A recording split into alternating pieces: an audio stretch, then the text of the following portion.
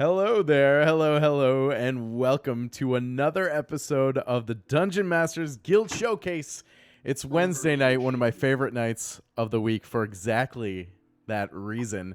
And we have just almost an empty chair. Dustin's made it just in time as we count down.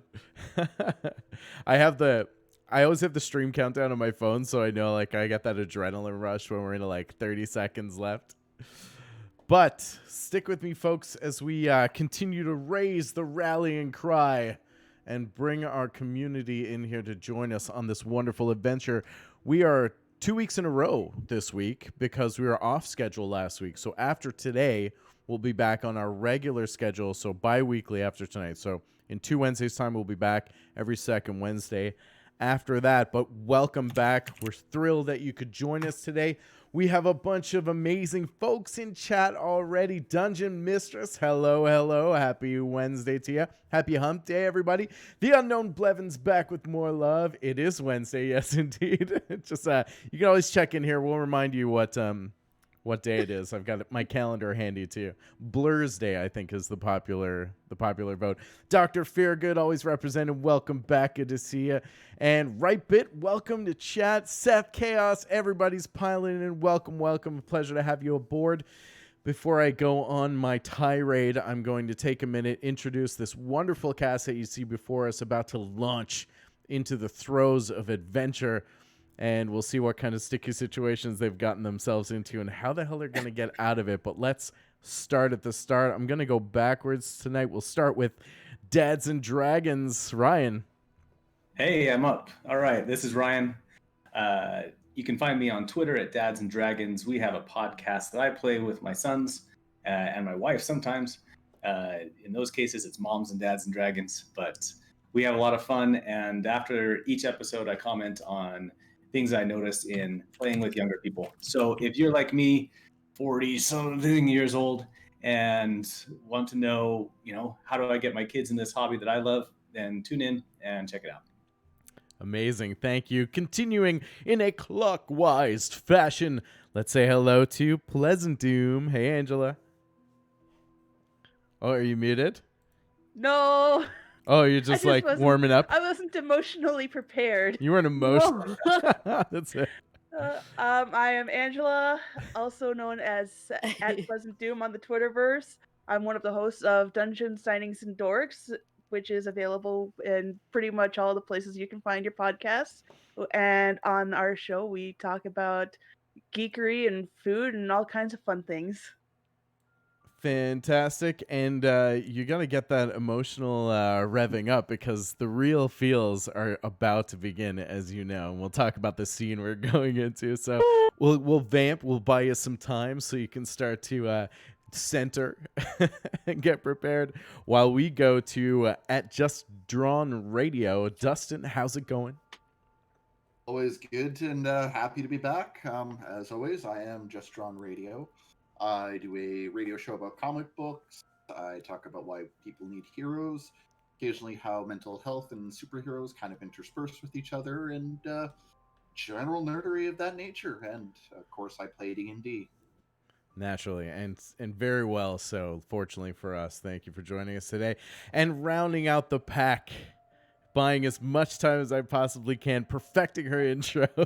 She loves it when I cue her up like that, when I get her wind up. Let's go over to always perfect. Chickenly Nerd, Nikki.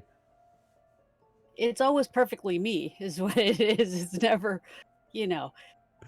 Anyway, yes, at Chickenly Nerd, that's me on Twitter and Instagram. Nerdychicken.ca is my website. You should go there and check it out next time you're on the web and not watching us. Totally. Just to be clear. But That's yeah, right. You should go check it out. There's so many new things coming up and so many cool things on there now. So go take a look. It's That's awesome. Right. Immediately following the stream. Yes. as mentioned.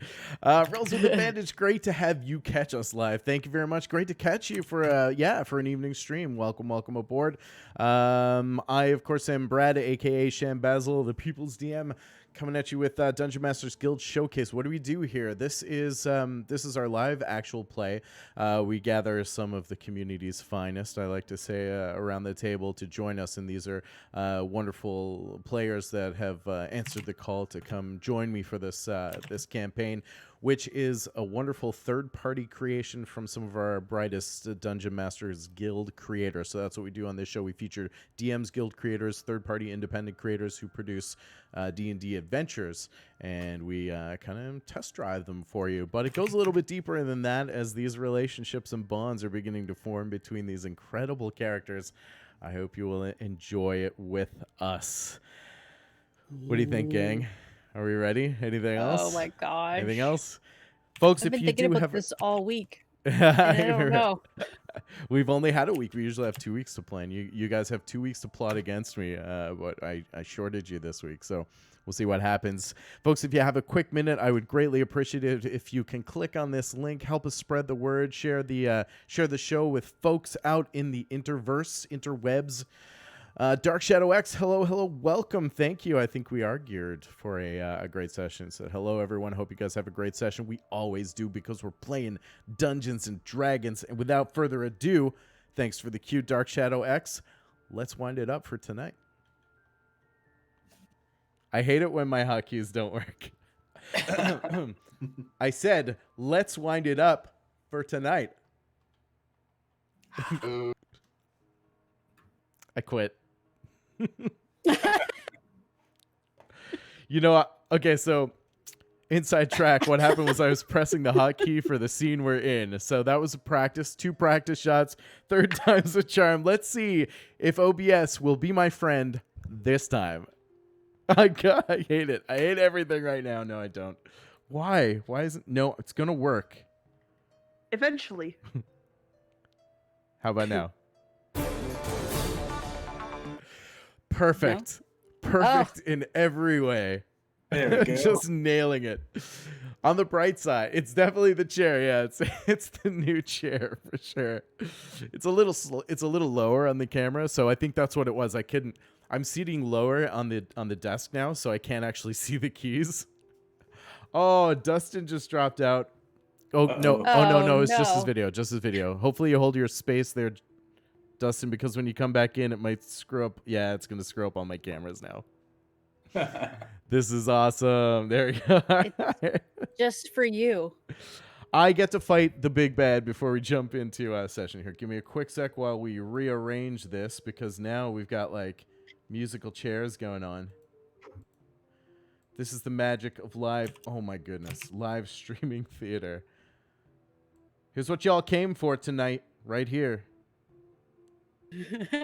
Got kitty ears now. I know. Yeah. Yeah, that's right. This is what I'm doing. I invited you guys here so I could basically play The Sims with cameras. They will know me as Lord of the Cats. Lord of the Cats. Meow. I thought we almost covered that. Hold on, let me see here. All right. Yes, I've got Angela. There we go. I'll do another quick introduction. Angela is the one you see flying around your screen right now. It's amazing. And Just Drawn Radio is the one that you see slowly popping up from the bottom of your screen. Rise from your grave. What were we here to do? I forgot. What are we doing here? Is this Jackbox night? What is this? I All right. this Now, streaming tutorial. Jackbox, yeah. and That that's would how be you fun do it. too, That's and how we you might do it. live through it. No point in getting mad. No point in raging at your tech, because computers don't care about your feelings. We know this, don't we, Dustin? Yep. Dustin is an IT hero, and he knows full well that computers give little thought or concern for the feelings of humans. Oh my goodness. Now I got to catch up with chat really quickly. Just John had cat ears indeed. Yeah, that's part of his new persona that we're building. Seth, today they'll randomly play different characters. You're right. I should have leaned with it. That's a missed opportunity. I'll keep that in mind for next time, Seth. The people's tech DM. Thankfully not. There's nothing good about my my tech proficiency or severe lack of. Before we jump right into session tonight with this incredible adventure that we have lined up for you, and the suspense that comes with, I do have some offline follows that I'd like to shout out. Thanks for these wonderful folks for joining us while we're off stream. The Dungeon Madam, thank you very much. Not to be confused with the Dungeon Mistress. You know, we can coexist peacefully in the dungeon here. The Coral Bow, thank you very much, or the Coral Bow, thank you very much for the offline follow. And Initiative League, thank you for joining us offline. Everyone, if you are here, if you want to lurk, hang out, no problem. If you want to chit chat, by all means, go for it. Our players, sometimes if they have a moment, they'll chat in chat, but we'll always break at the end of the show to address some of the messages that we might miss when we're dialed into the adventure, because we do run a fairly high fantasy narrative driven journey for you. So I hope you enjoy it. And with that, let's jump into tonight's session.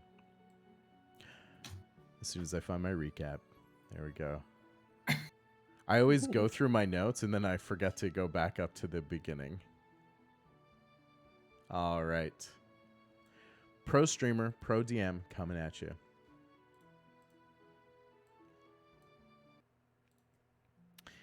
The odd gathering of quick fans still congregates in the main segment of the rank, otherwise vile Goblin Fort, as Friggin and his few remaining thespians eagerly acquaint Jumper, their patron of the goblins, for tonight's performance.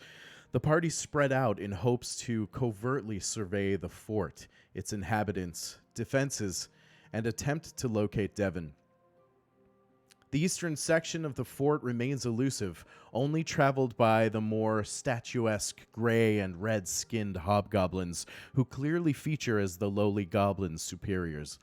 Pio seems to be of particular interest to the goblin cohort, and seeing this as an opportunity, Muse bolsters her tales of fleeing captivity to pursue the exciting life of a stage actor and celebrity with more tricks of arcane mastery, light, and extravaganza. Drawing the complete attention of the majority of the goblins, marauders, and some of the hobgoblins, this allowed Drogon mere seconds to attempt to release the locked gate preventing their investigation of the eastern block, as he's unable to bypass the large iron-plated lock that holds it fast. Meanwhile, Glitterbomb and Cloud explore a secret, unguarded breach in the perimeter wall that has allowed them to traverse the northern face of the fort, ultimately making their way below the Overwatch towers into the wall surrounding the more protected east section. With little time or choice, Cloud took advantage of a change in the guard at the highest tower watch to scale the wall and vault into the unknown reaches of the eastern base. With a mix of shock and concern, Drogon can only watch as the limber feline friend lands hard on the other side of the wall, the audible crunch of her landing echoing just loud enough for one of the guards on the east tower line to slowly turn and consider the cause of the commotion on the inside of the fort walls. And with that, I'll draw your attention to where we last left off. Before we jump in, Cloud, we're going to begin with you as you land with a thick crunch that kind of echoes just enough in this side of the wall. Drogon, you're peering through the bars as you try to recover that last thieves' tool pick or lockpick that wouldn't allow you to bypass the iron gate, and you watch wide-eyed as Cloud slowly pushes herself to her hind legs, and the guard on the eastern tower right here turns slowly. Suddenly cued in. Cloud, what do you do?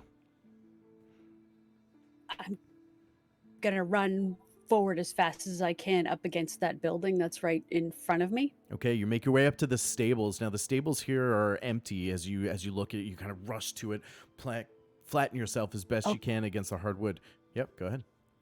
Can I go right in, or? You can certainly try, but first I'll need you to roll a stealth check for me, please. Okay. I can do that. I think. We'll see. I don't know. Come on. No! Oh, gosh.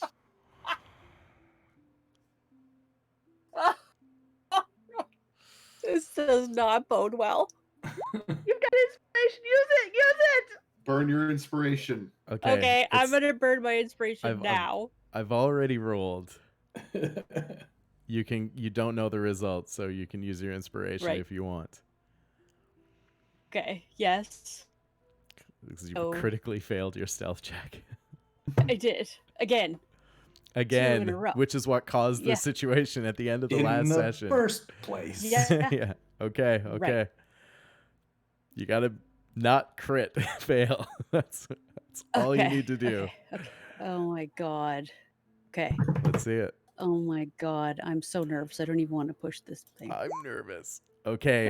As Okay. Oh. Joey, you watch almost in slow motion, purveying the scene play out as the goblin marauder on the tower turns with its bow drawn, and almost as the line of the shaft that's scanning the grasslands of the fort below, as Cloud swiftly sprints, shaking off the pain in your ankle, and just dives underneath the overarch of the stables into the hay and mire and even the manure that's kind of piled up here. And you just roll in and come to a sudden and quiet stop.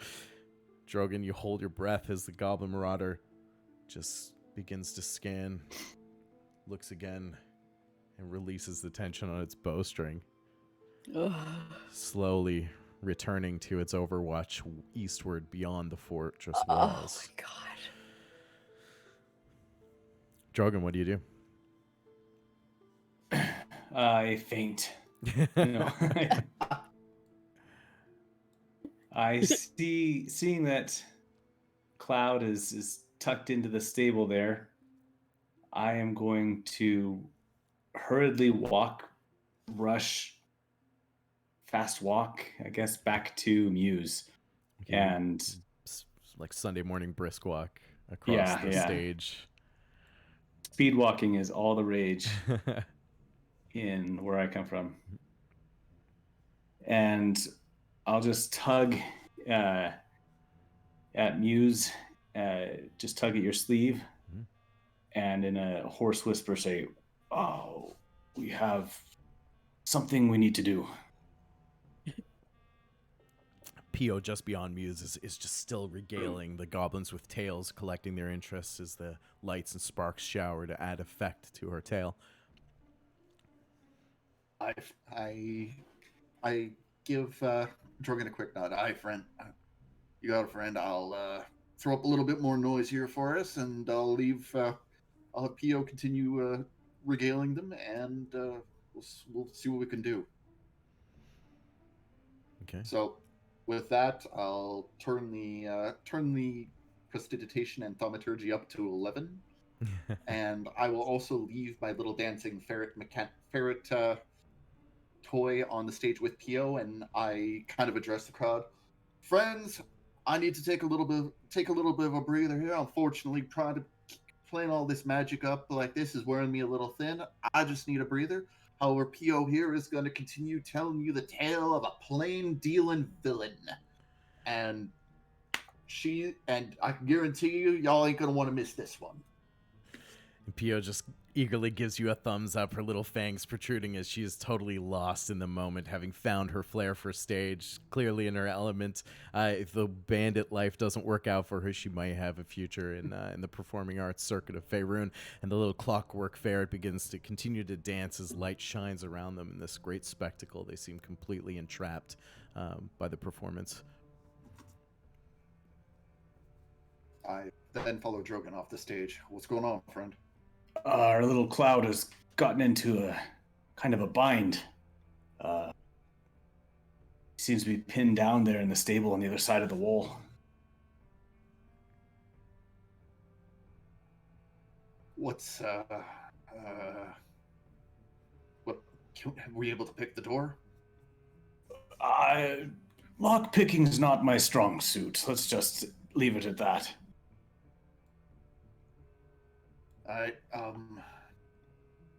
What do you think? What do you see as the best option then? I quickly look towards the gate and I haven't seen Glitterbomb anywhere. I assume that she's on the other side of the wall that Cloud came over. They went out for a restroom break and somehow managed to end up over there. I kind of look over to look over to where Drogon pointed, and then I look back where he indicated Cloud was. Hells, how'd they get over there? Tabaxi, you never know. Fair enough, friend. As you Can continue, as you continue the conversation, there's one thing I remembered. Sorry, this hobgoblin had retreated back over to the eastern section in the last session. I just forgot to move him. Was that Jumper? No, it's one of the hobgoblins. They split off. One of them went Okay. through the gate and back over. Gotcha. But as you're continuing this conversation, Glitterbomb on the other side of the wall, now in the free open valley with this one soul goblin and your friend now having vaulted over, you heard a crunch on the other side, like, a light grunt, and then running away from the wall.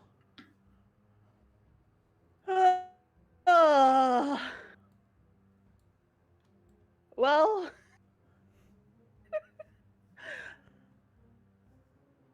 okay. I think what I'm gonna do, because I'm kind of trying to stay out of sight. I think I'm just gonna kind of move over just a smidge. Okay. Now, I know my friend is on the other side, and I know we don't want the hobgoblin on the tower to pay attention to where she's at. So I'm going to use Mage Hand Mhm. and basically start knocking at the wall, like right underneath the hobgoblin, to try to keep his attention away from what's right inside. Okay. Roll a performance or deception. I'll give you your choice. Let's see. That is deception. As you just slowly look up to the tower and weave the incantation, the glittering ethereal essence transferring elsewhere over, almost crawling along the side of the wall. And when it reaches the point that you're focused on underneath the tower overwatch, you just hear a... The goblin at the top says, "What's going on here?" And you see him pull the tensile string back again. He seems to be looking over, but he can't quite get a vantage directly underneath him, and he releases the tension again and seems pretty preoccupied. Seems frustrated with it. And then he slings his bow, disappears out of sight. And a second later, you see a hemp rope coil over the side and just begin to dangle as little green feet kick over the rail, and he begins to slowly rappel down to the ground, looking and checking. Oh no. Looking and checking. Meanwhile, back inside the base, Drogon and Muse continuing to figure out how to best adjudicate and act on the situation that plays out in the Goblin Fort. There's a lot of eyes on us over here. I don't know if we can make it through that gate.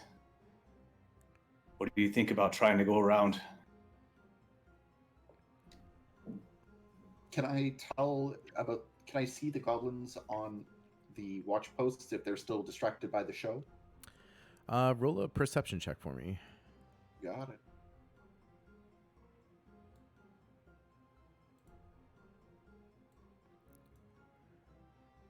There are two, as best you can tell, still at their posts. They don't seem distracted by the show, but they do seem to be focused on their, their orders to continue to survey the valley beyond the fort to the north and west.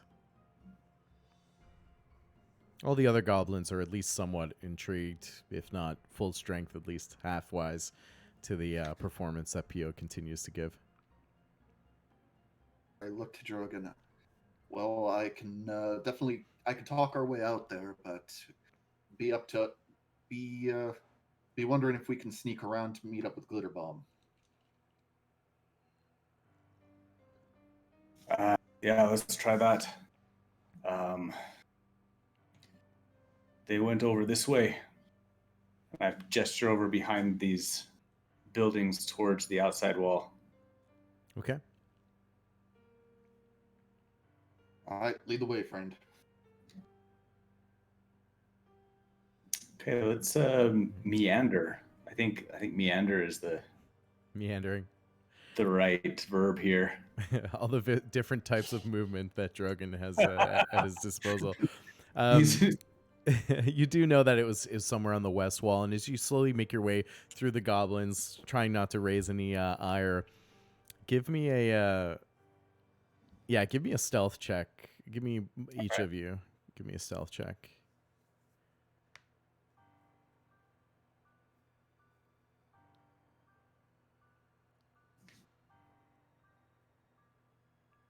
Yeah. As for the most part, they seem to kind of give you smiles because they're excited about your presence as far as they know your performers and a celebrities in their eyes as they're taken with you, but also torn with Pio's performance, who seems to be doing a commanding job of really holding the stage with that newfound presence.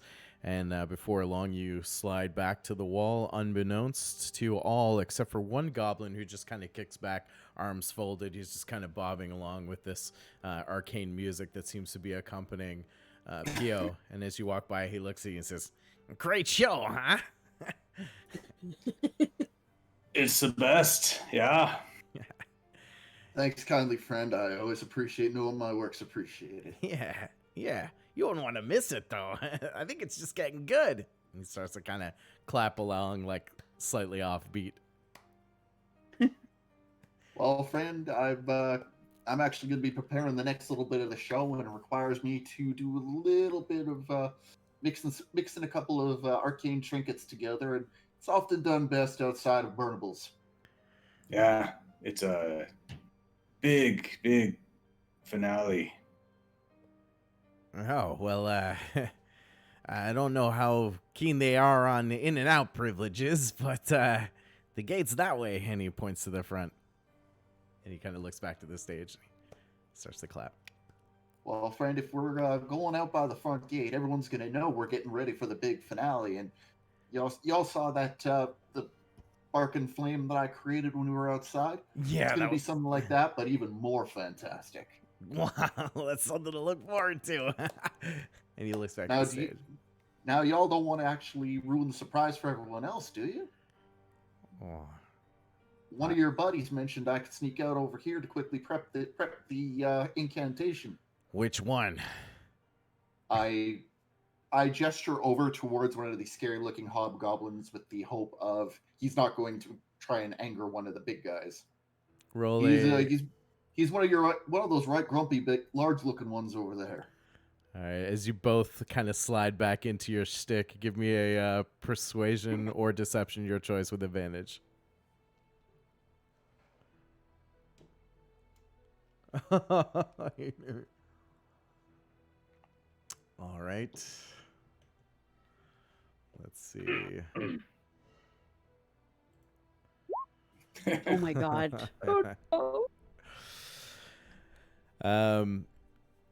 So Dustin's roll with Stan, and he looks at you and he says, "No, was it Tula? I told you that." Be right, remember, and I think that's the name, friend. Yeah, there ain't no Tula here, bub. Oh no. He said, "I suggest you go back to your work. Some of us are still on the job." And he kind of crosses his arms and he begins to look back and forth between two of you. All right, friend. Well, we'll set up somewhere quiet so we're out of everyone's way. That's a good idea. He kind of just cracks his knuckles and leans back against the wall and slowly draws his eyes from you and back to the performance of Pio, but slightly less enthusiastic.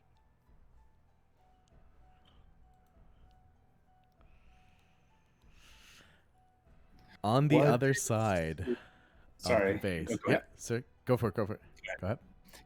Is he wearing armor? The goblin? Yeah, the goblin. They're all kind of wearing this like patchwork hide that's provides them some protection, but it's certainly not formal or elegant by any stretch. All right. Okay, thanks. As you continue, let's go over to Cloud. Surrounded by straw, hay, thick dirt, the stank of manure, and just these troughs that look to be filled with stale water but freshly poured. So it looks like there are horses here at some point. There's only one young mare that's sitting, legs curled underneath, seems to be not really paying much attention to you. Otherwise, this side of the fort seems relatively quiet at the moment. You listen as you hear the tower guard kind of grumbling about something up there. What do you do? Okay. I want to go back to this back corner and sort of peek around to see what is on that side. Okay. Your previous stealth roll still stands, so as you kind of slowly slink towards the corner, just being careful not to disturb the mare. It doesn't seem to be bothered by either, as you just kind of eke out around the corner, duck your head out shortly and quickly, and get a snapshot of this area.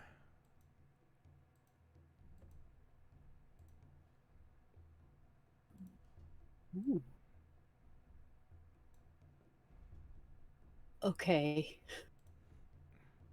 I want to try to see if I can make it to that, to look again to see what kind of building that is that's just to the south there. If Okay. it's open like this one is, so that I can run inside it again. Sure. At a glance, as you kind of survey the area very quickly and attempt to figure out how you're going to approach this, there is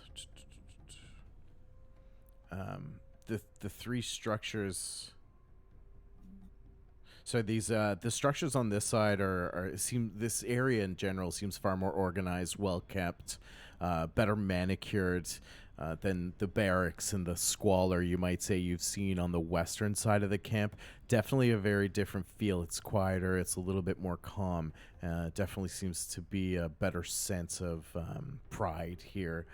As you duck around, you look at this building very quickly. It seems almost stucco and plank board. Some windows cut out around the side. It seems a lot more sturdy, and the roof is tighter thatched, a little bit more protective. Where are you trying to make your way from here?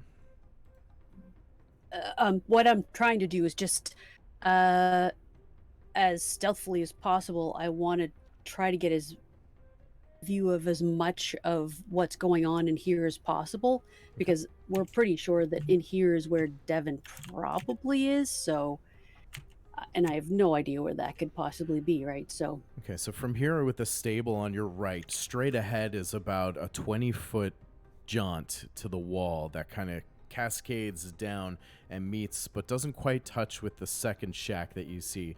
Beyond that, you can see another house that's further downfield that looks almost royal in nature by comparison to the rest. That's all you can really see from this vantage. is there enough of an overhang on that Adobe style place that I can see that I might be able to like hide in slight shadow even? Yeah, possibly. Yeah. It's around the back. There's where it almost backs on the wall. It's a little bit more darkened. Okay, I'm gonna try to get there. Okay, you steel yourself. You dig deep, and you launch out from the stables, making right across the dried grass towards the wall. Flatten yourself out against the wall. We'll use your same stealth roll, and as you begin to make your way back, trying to find some kind of place to seek shelter and shadow between the shanty and the wall itself, you see rising above you another watchtower with another goblin, arrow knocked, looking out towards the south and west. He seems to be turning left and right, but not quite enough that his visual line will see you before you stop right by the side of the house. Wait and hold your breath.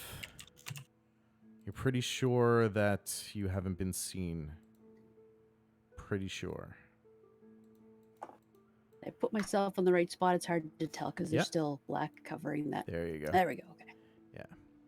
Okay. So now from there, you can see a little bit more.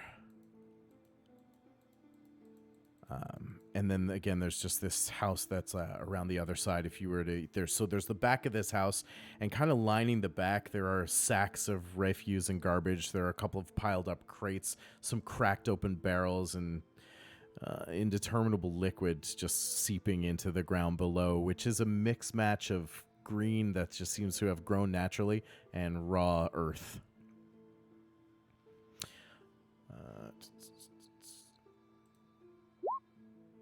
Okay. As you begin to make your way around the back, you hear a huh? Hey, what the hell was that? And you look up to the side and you see just a cutout of a window and a wooden sill to your left. And you hear movement coming closer towards the window. Right here on the back of the house. Oops. Right here. I'm gonna try to flatten myself below the window Okay. and hope that You try so hard not to move. with every fiber of you being, you try to still yourself. You dig deep almost into that wealth of ki that drives your monk-like abilities and training. You almost go into a stasis. And you hear as the shutters are thrown open and a large, thick gray hand holds over the sill. A snout pushes out of the harsh-looking, scarred hobgoblin face. Who's out there? He looks up to the tower. He's like, blasted goblins. Ugh. Slams the doors and you hear storming away from the window. And speaking of blasted goblins, as the Tower Watch goblin hits with a grunt on the ground. I see. What are you? Something to eat? Something to play with? And he begins to stalk through the grass, arrows drawn. I'm going to use that mage hand to kind of poke on the side away from me. Okay, roll another. Yeah, go ahead. And if he turns away, I'm going to have the mage hand start to quickly pull the rope out of his reach. Okay. Like up and away from his reach. Okay, go ahead and roll a deception check for me, please. Or performance, your choice. Deception. Nice. Take a 12. He hears he hears the knock, and he turns, and he looks at the wall, but this time not fooled. Says, "Tricks, huh? We'll see," and continues to stalk towards you. Mage hand to pull the rope out of reach. Okay, roll another deception check for me.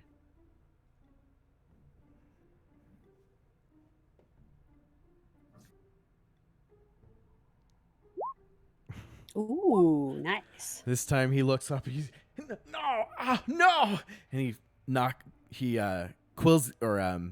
she's the arrow, slings the bow over his shoulder, and runs to jump for the rope.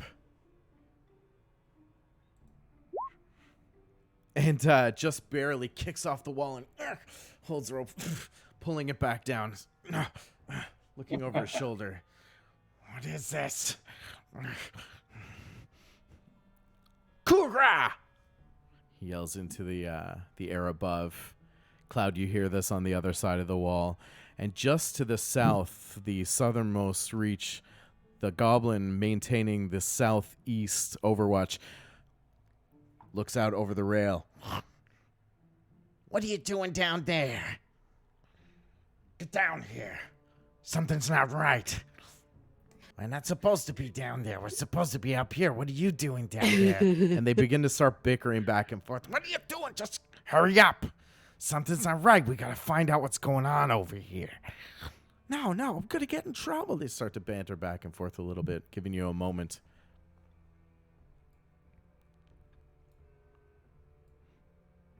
And as you think about it, back within the walls of the fortress, Muse and Drogon, your first attempt to exit through the broken breach in the west wall thwarted by this goblin who seems now quite keen on your every move.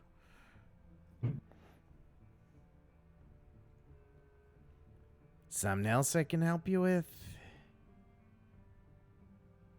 Or are we good?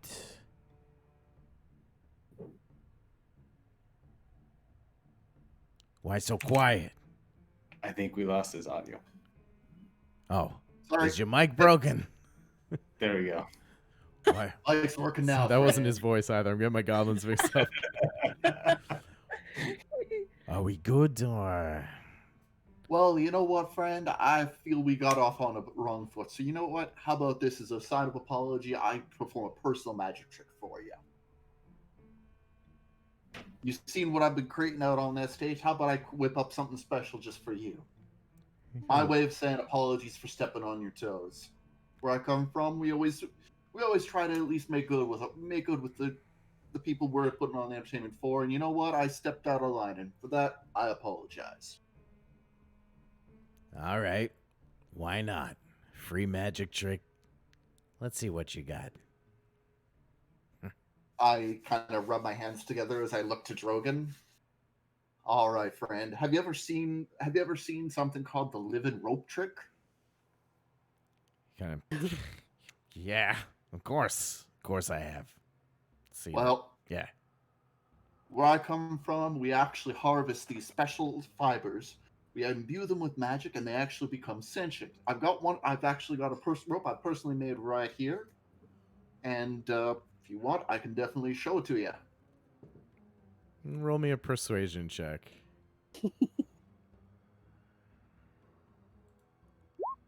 Oh.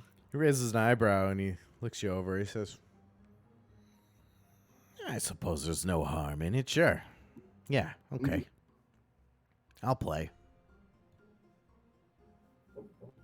Drogon, did you wish to explain what this part of the scheme is?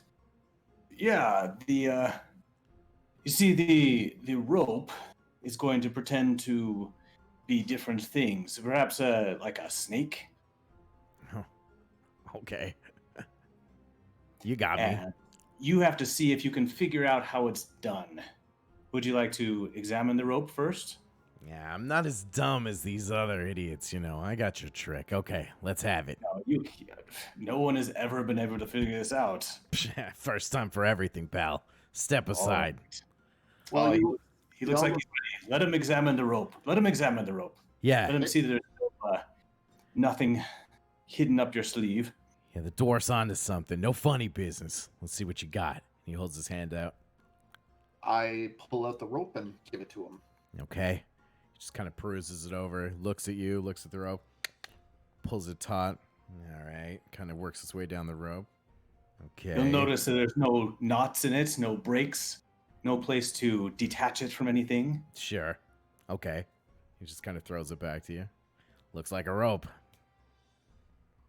All right, friend. Now watch my hands carefully, and you're gonna see a performance that is gonna be with you for all time.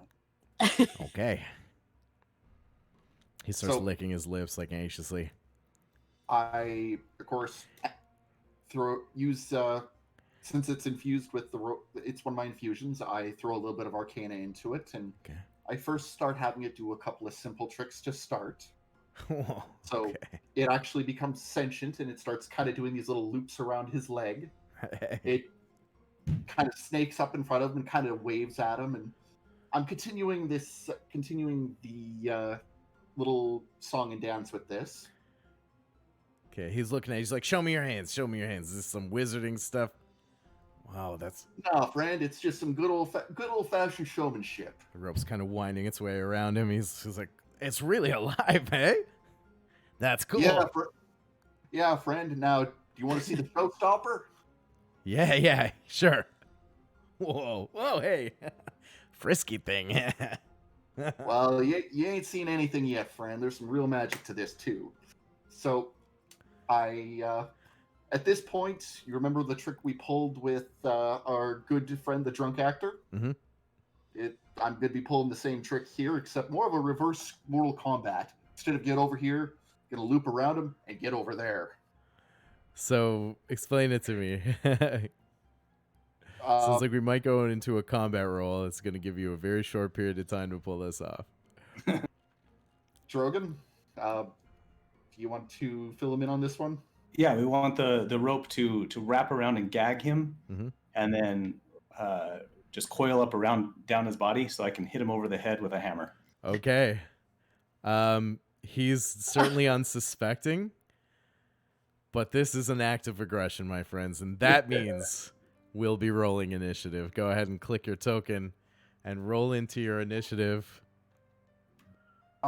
Before we roll into initiative, my question is this. If we pull him outside the wall, would that actually not cause the... Basically, I'd be using the rope and yanking him outside of everyone's attention. I understand. That will come down to time and opportunity. So just I'll just need initiative from Drogon and Muse at this point. Okay. Right. Are you okay with going through with this, Drogon? It's the It's best. happening now. All right. We can talk our way out of it, Throw it right? up. Come on. Mama needs a new purse. Okay. At least in your favor, you're first in initiative, and he is surprised.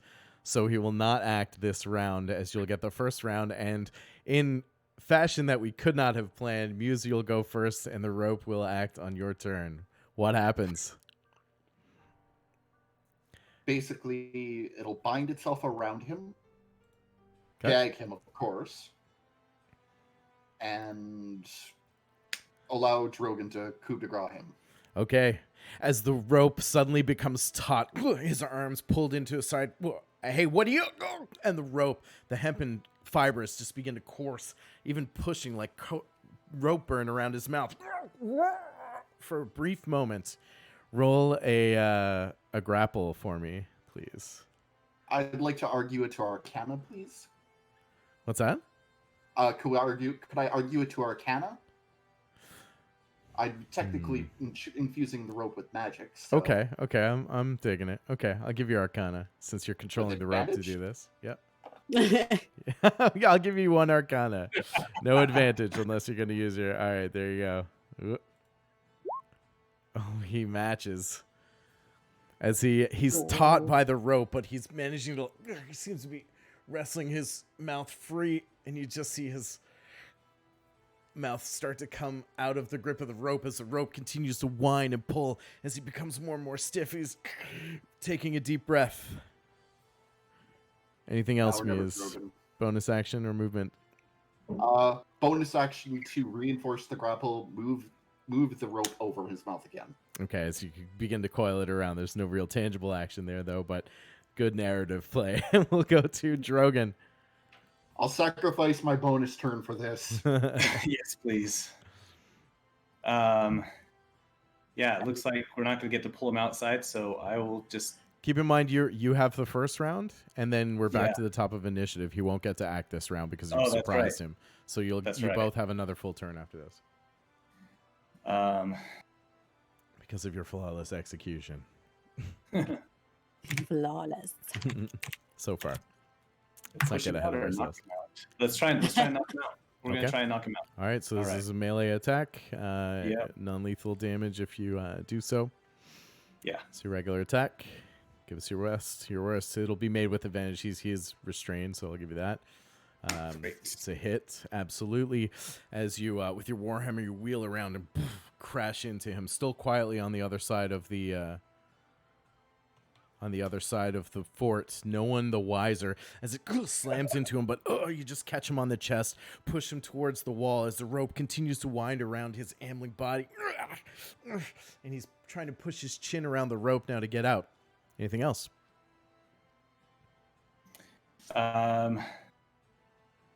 I think I don't have any bonus action type things, so that's it. Okay. For his turn, he's trying to kind of hop around for the rope, trying to push it up against the wall, but to no avail, and that will bring us back to Muse.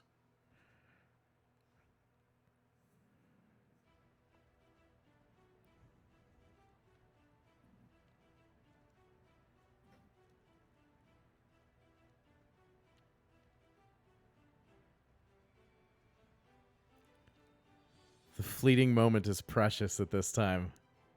I'm going to. Can I just pistol whip him? Yeah, Yeah. You can try. Do you have anything melee? You can still try your grapple as well. You can try to prevent him from screaming. Reinforce the grapple. Okay. All right. Make another grapple check with me. You can make your athletics, or I'll let you use Arcana for the rope again. Considering my athletics is somewhere between horrible, truly horrible, and at least I tried, I'll stick with Arcana. Okay. As the rope begins to coil around, he takes a deep breath, looks to the Overwatch to alert his friend. Gurg! And the rope coils around his head, pulling tightly, silencing him handily. I look to Drogon. Hurry up and finish this, friend. Oh gosh. Okay. Drogon. Let's hit him again. Okay. Come on. Just like a Yeah, with advantage, he's hammer restrained. strike right over his head. Okay. As you slam down hard and fast, but he seems quite resilient as he's still taking your blows, crashing between his head and the rope, giving him a little bit of protection, just enough so to you see him go dazed, his eyes loll back, but return forward, and he's and with that, we'll go to his turn, and he begins to get an arm under the rope. You see him reaching for a dagger at his hip. And I'll get you to make another Arcana check to maintain the grapple. But the rope tightens around his form. You can see signs of rope burn beginning to appear. Muse, over to you. You know what I got? Only play I've got in my book right now. Continue Arcana. Okay. Or did that last Arcana check hold over? He's grappled. He's still grappled right now. Yeah. And I can't pistol whip him. You can do that. Yeah, that's an improvised weapon. It's a D4 plus your strength bonus. Absolutely nothing for strength bonus, but I'll try pistol whipping regardless. Okay. I'm gonna have to figure out the mechanics. Let's see a for that. critical here. This is where we need a 20. I'll just last word it, I guess, and then D4 instead. Yeah. All right, you pull the last word from your holster. You flip it over on the barrel and thump, with the pommel thunk into his head. He kind of shrugs it off. That thick goblin skull protecting him from the brunt of it. Drogon. All right, I do have a bonus action I can do. If this doesn't work, I'm going to hit him once. Okay. And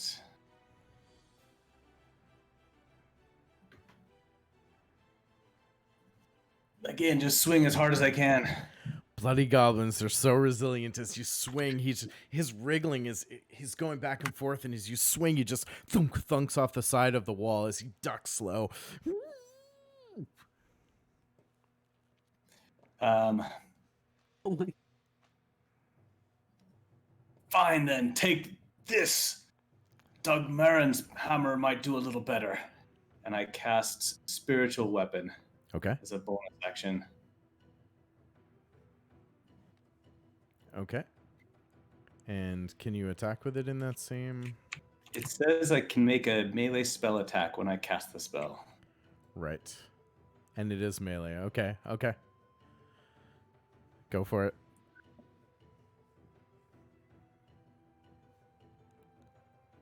And it's not going to roll it for me, so I will roll it.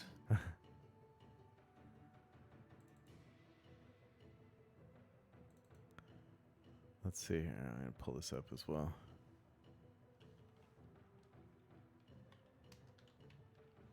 I tried clicking on it so it would pop it over into the window for you, but it's not doing it. Despite the fact that I clicked on like a bunch of spells before at an accident and put all those into the chat. All right, let's see here. It's within 5 feet of the weapon. Crit fling within range, which it is, no problem. It's a bonus action. You can make a melee spell attack against a creature within 5 feet of the weapon. Hit. Okay. So just roll your yeah, you can just roll it manual. Roll my hammer again, and it's a +3 for my wisdom, and it actually be +4. So we'll roll for rolling. Yeah. Do that. Just roll manual. Add your modifier, and we'll do it from there. Yep.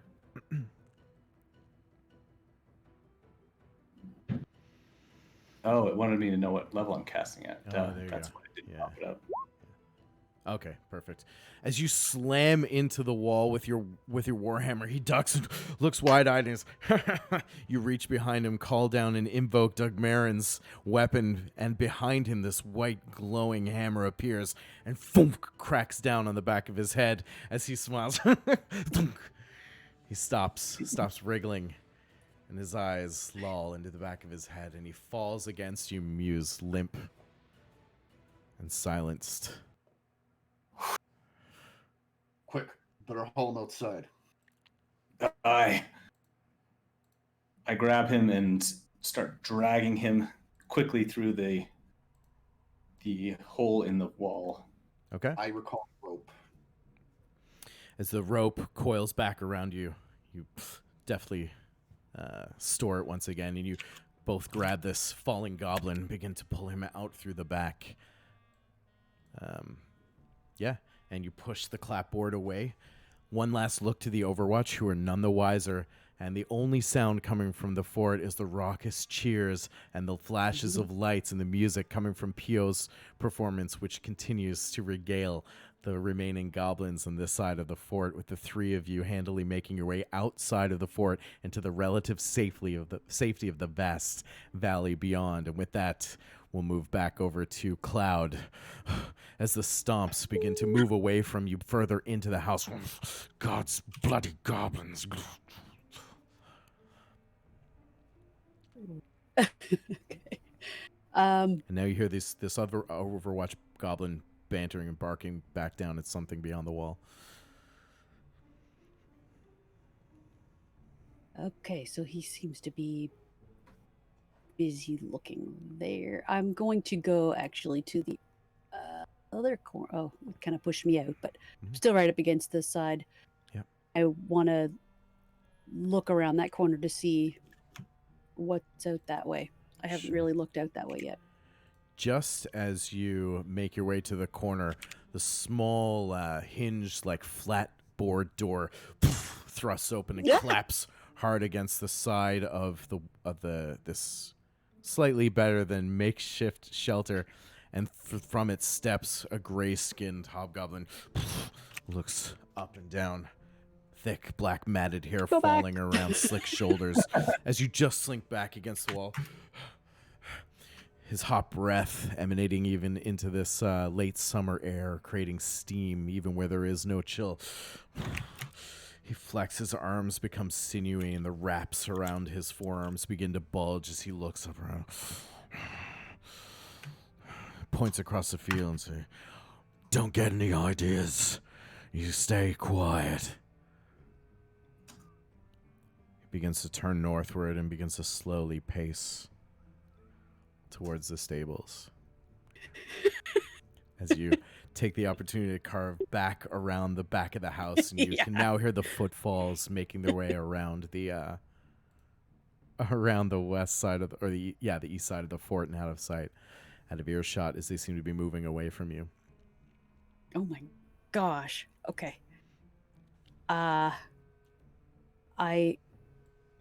staying as close to the building as possible because I'm still concerned about the guy up on the watch tower. It won't let me move the way I want to, but I want to go right up against that southern corner and look out around that way. Okay. You take advantage of the fact that this goblin is kind of preoccupied for the moment and run towards the Overwatch. And as you make your way to the next section, you see a little bit more. As you're passing through, you look to your right as you're running down the length of field, and you do see in that moment a small ramshackle cart made of regular wood. Looks like it was designed to be hitched to a beast of burden of some sort. It's unhitched, of course, at the moment, leaning forward, and from it jolt these iron bars that are forming this cage around the entire circumference of the trailer. At the top, an iron setting that holds the whole thing fast. And inside, you see the form of a humanoid who just seems slumped over, kind of leaning against the rails, long brown hair. And you recognize instantly, given your history with Gildis and your time in Danfshire, that this is absolutely Devon Artis, your quarry, your objective, and the imprisoned, kidnapped groom of Gildis Strong. As you continue in that moment, you store that information and slam yourself against the wall quietly. And you see the rest of the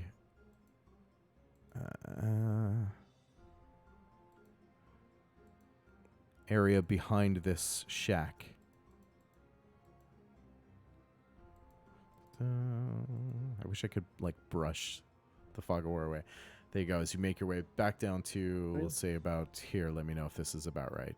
Just in that corner. Sure. Yeah. You peek around, get a quick glimpse, and reset.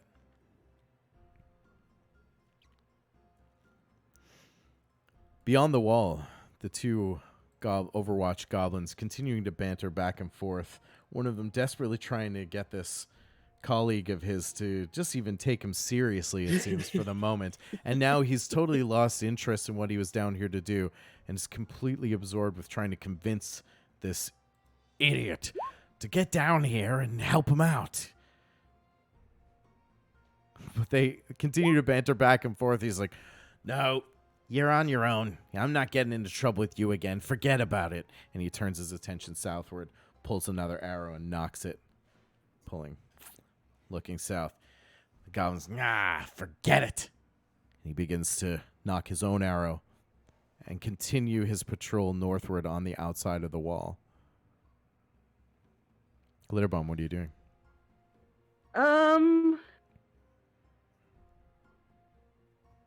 He starts to creep towards you, low, and even this low brush, dried valley grass seems to obscure him slightly.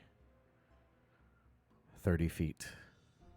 I'm going to, since I've still got Mage Hand active, I'm going to try to redirect his attention to, I'm basically trying to make him think he's crazy. So I'm going to use Mage Hand to just kind of poke at him from, every which way, especially, right behind him, next to the wall. Okay. He creeps 25 feet closer. Roll, what are you rolling for this? Deception? I think it was, right? Yeah, I guess it's going to be deception. Okay. Because that's what you've been having me roll. Yep. I want to use my inspiration. Okay. Did you not use your inspiration already? Who still has inspiration? So I can keep track. I used mine. Cloud used hers. Okay. Cloud used hers. I have not yet used mine. Okay. Roll your inspiration. It's better. Does it do it?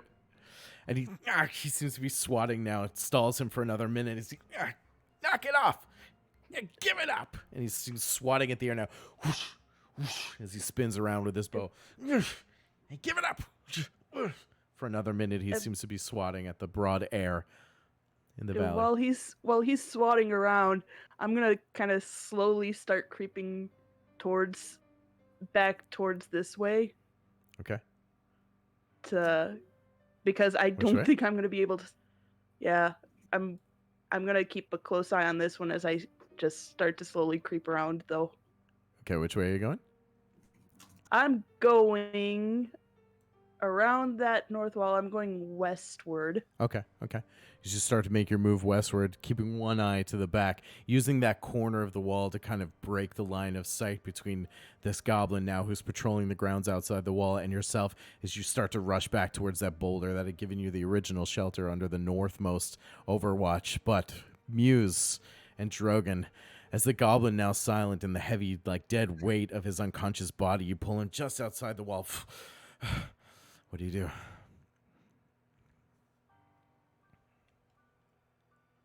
We'll be moving to. I just say I lean back up against the wall and look around to see if I can see what's out here. See if there's any other goblins out around. Just make a perception check. Okay, roll your perception. As Muse Sorry, just Muse, leans go ahead, low to Noah. check the vitals of the goblin to make sure that he is truly out. He seems completely comatose. As Drogon stands for a moment and quietly looks over the horizon, scanning the high 20-foot pointed walls of the fort. And you see immediately to your south and above you a goblin occupying that overwatch looking westward.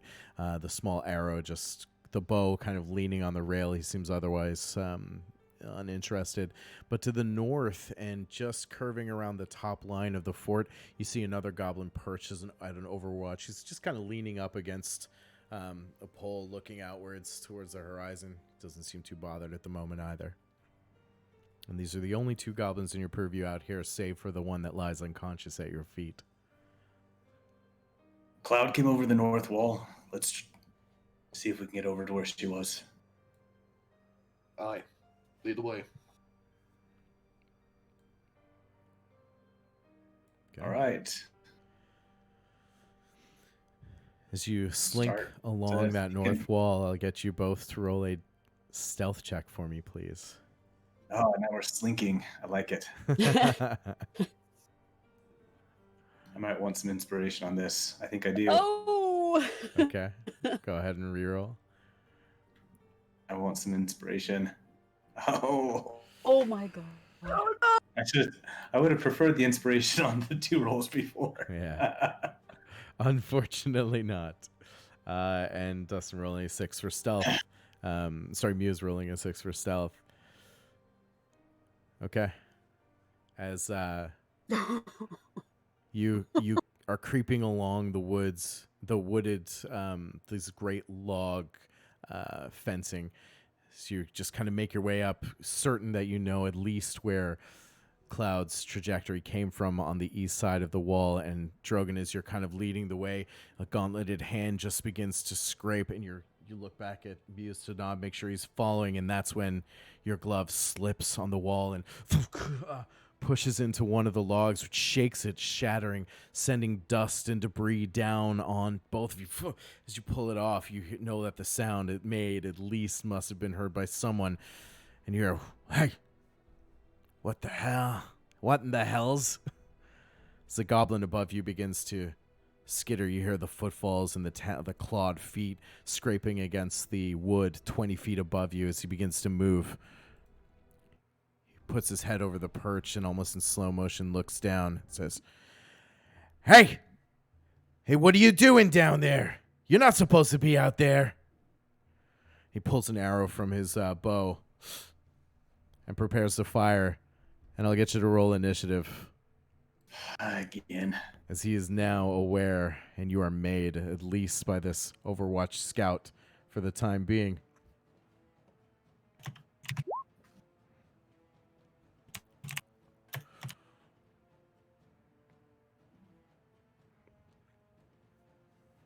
Great. Yeah.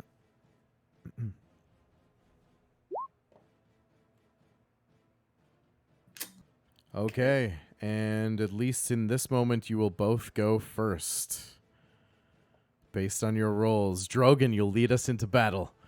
As the Overwatch goblin now knocks an arrow, trying to get a bead on you, but difficulty doing so as you're directly under him, having a hard time getting the angle. What do you do?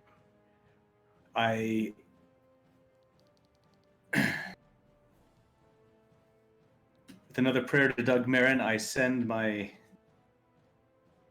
my spiritual weapon, my hammer, up to 20 feet up, and have it swing at him up there. Okay. We'll say you've carried it along with you. What's the duration on It's it? 1 minute. 1 minute Okay. duration. Okay. So we're three rounds in, probably something like that. I'll see. You probably got 2 rounds out of Yeah. it. You've taken a Okay. minute to get the body out, make sure that he's Yeah. satiated, and then made your way up this far. So we'll give you 2 rounds with the spiritual weapon as the golden lit weapon flies upward towards the scout and crashes into the marauder above. Go ahead and roll your attack. And Muse, you're up next, of course. Currently trying to figure out how he's going to pull something out of thin air.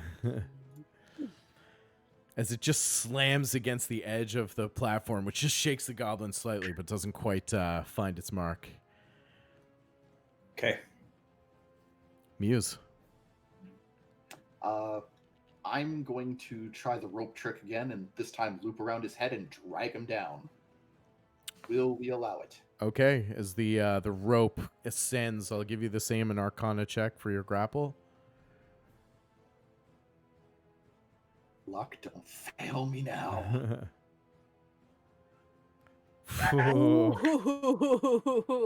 So I'm gonna contest that, but I didn't crit. So as he's like pulling his arrow, he's stuck between you and Drogon. Who's his first target gonna be? And the rope shoots upwards through the spaces in the rail around his throat. You've got him grappled, and you can move him by those rules, half your movement. Are you gonna drag him down? Oh, sorry, did you mute? Microphone's cut out again. Yeah, I think you either cut out or muted. Am I here? Yep, yeah, gotcha. Yep, okay. It's around his throat as he, one hand on his bow, the other at the rope that's tightening around his neck. What do you do? I'm going to drag him off the edge and give him a little bit of good old-fashioned bludgeoning damage. All right, you pull, and the railing breaks, the brittle dry wood as he falls, his bow and arrows skittering into the wind as he lands hard on the ground. Still the rope around his throat, and he will make his dexterity save with disadvantage. Not that it really matters, because they both sucked. He'll take, especially against a crit. and he'll take 6 damage as he hits the ground hard. You won't get away with it. Can I bonus action and Eldritch Cannon? Is it a bonus action? Yuppers. Okay. Can you link it for me if you don't mind? Of course. So I'm less I'm just familiar throwing with to Discord. that. No, if you can link it in, can you link it in the game chat? Sure. I'll drop it in chat. Like the spell card. It's Artificer. Yeah. Do you have it plugged in your character sheet? No. I do, but it's the. I'll send you the PDF. They have not loaded any of the Artificer stuff in. Okay, so it's just hold on. That's all right. Let me. Well, so is this something that you have to cast first, though? Hold on. No, that's the Unearthed Arcana Artificer. We want the one from. Yeah, we want the one from Eberron, right? Oh, sorry, I grabbed the wrong one. Yeah. That's all right. I got it here. Is this Artificer ability, right? Yeah, Arcane Turret. Okay, gotcha. Force Ballista. On mine, it's page 10.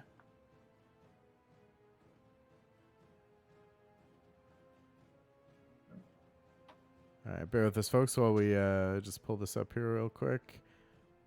What's the subclass? What's the subclass? No, it's fine. Artillerist. Artillerist. Okay. I have 59.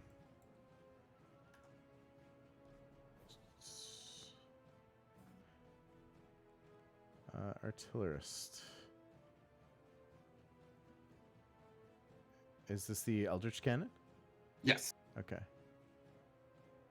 The one we've renamed to the Ashen Shotgun. So, this is interesting because you need an action to create it, right? Oh, Yeah, it says you take an action to magically create a smaller, tiny eldritch cannon in unoccupied space on a horizontal surface. Oh, Once Okay, you create my it, you bad. can't do so until you finish the long. So then, once it's there, I thought we would have treated the initial creation of it as that. So my oh, apologies. I'm sorry. No, is that the shotgun that you were creating? Yeah. Yeah, no. This is like basically a spell based feature. It's kind of works that way. So this is something that you have to kind of summon when you want to use it, and it's a once per day. Okay. Yeah, My apologies. I misread it. yeah. It's all good. I'm just going to reinforce the grapple as my bonus action then. Yeah, and then then you it'll can take- choose that one to use it, and then you can let me see, make a ranged spell attack. But even so, it's still a regular attack. It looks like. Yeah. I'm going to refamiliarize myself. Sorry. So that's okay. We can play it the way that you created because I really like what you did. It'll just basically take an action to draw it and pump it, or however you want to narrate that. Put the corresponding shell into the shotgun, and that's the one that it can use. There you go. Yeah. My apologies. No worries. So that brings us back into, you do have a bonus action or movement. Your choice. Reinforce the grapple. Okay. That's fine. Make sure he can't talk. Sounds good. He is he's free at the moment though. He's still grappled, but he's free to speak. And as he stands, he's going to use half of his movement to stand up and kind of force against the rope. And as the rope continues to wind around him, he's actually going to pull his a wicked curved sword, and he lunges towards Drogon. The 21 to hit. That's a hit. For 8 slashing damage, Drogon. All right. And he yells, "We got trouble out here!" Against the structure of the wall and into the midst of, fortunately for you all, a contingent of goblins who are preoccupied on the other side. And he is going to get one opportunity to try and make that work. And he does not succeed. But you don't know that. I should have kept my mouth shut. As he yells into the void. And that will bring us back to the top of initiative. But before we continue with the action on the west side, we now have split action in the field as we turn our attention back to Cloud. Unaware of any of this, as things on the east side are relatively calm by comparison. What do you do? I can't see anything but that person in a cage. That's right. So, I guess I'm gonna try to make sure that if I can, that the guard above me is looking out away from. My gosh, how am I going to do this? You start to hear the footfalls now coming back your direction from the north side of the field. Oh no, right. Oh, that guy. I'm hunkered down as much as I can and hope. Okay.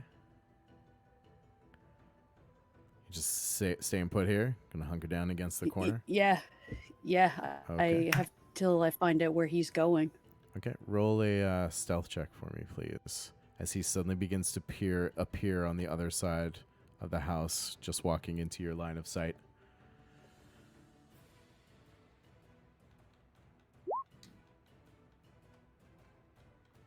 No bad.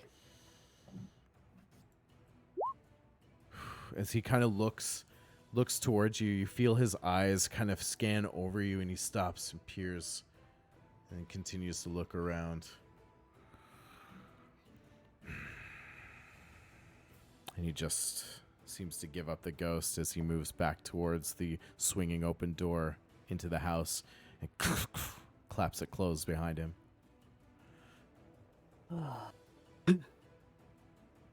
Okay. Take another glance at the guard above me. Okay. He seems to have given up on his friend, and he's looking southward. He doesn't seem to notice you at the moment. Okay. He turns his back to you. I'd like to actually.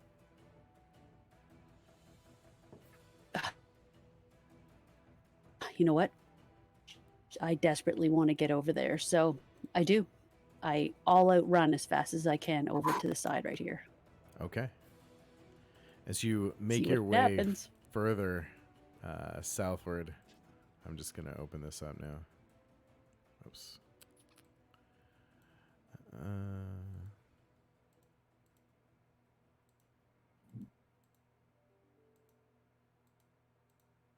Go with it, Cloud. Just do it. Everyone else is in it now. Why Yeah. not? Freaking terrifying, but yeah. As you rush over and you see your footfalls even silently as you just make your way deftly across the rest of the yard, and the humanoid figure doesn't even move. He doesn't even seem to hear or see you approaching as you make your way closer and safely to the cart. Let me give you this here. And inside sits Devon Artis. He seems to be almost halfway between sleep and exhaustion as you just deftly kind of creep around the bars. Yeah, and okay, so yeah, I'm down as low as I can get, and I reach my hand in around the bars and tap at him and pull my hand back. He jumps with a start. Shh. Devin, shh. You! Shh. Shh. He just kind of nods. He looks over your shoulder. I'm and looks not up. here. I am not here. He looks up and into the yard. He says, Are you really here? Are you really not here? I am Pushes here. his palms into his eyes. No. I actually, this is crazy, but I actually put my paw in so he can reach out and touch it if he wants. Big step for Cloud as he reaches forward and just slowly and softly touches the tips of the pads of your fingers. He pulls away. Oh, how did you get in here? No matter, but I'm gonna get you out. You shouldn't be in here. Gildas, is he with you? No. His eyes almost seem to well up with hope.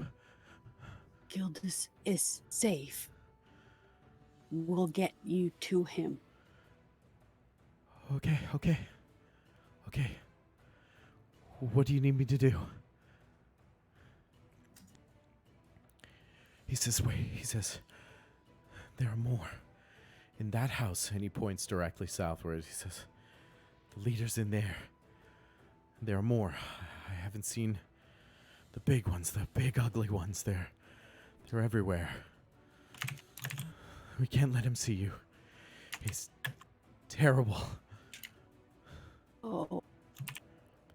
As if you have this brief exchange, we'll zip back to the outside of the wall, where Glitterbomb is just breaking the line of sight of her stalker as the goblin continues to course through the tall grass, arrow drawn. You can almost hear the creaking of his bow, Glitterbomb, as you make your way further. What are you doing? Since I'm not seeing any way for me to go back that way, I'm gonna continue on my way towards, this direction, and I'm probably going to be looking up at the tower and probably noticing that the guard is gone. Yeah. Roll a perception check. Okay, let's see if I can do this. Perception. As you continue towards the boulder, you close it by about 30 feet and just stop as moment you look back up to the Overwatch, and you notice that neither of the two towers seem to have been replaced or have been relieved by their guards, whatever change they were in the middle of. And just in that moment, you see a flash of light from around the corner just ahead, and the sounds of some kind of conflict on the west side. And in that moment, you also hear the footfalls pick up behind you. As the goblin begins to dash, turns around the corner and says, "There you are!" And as you just make your way towards that boulder, I'm going to go ahead and move you if that's all right. Let me know if that's where you want to be. fine. as this goblin wheels around the corner, and I will get you to also roll initiative, please. Oh man. Get us all in there, sure. Gosh.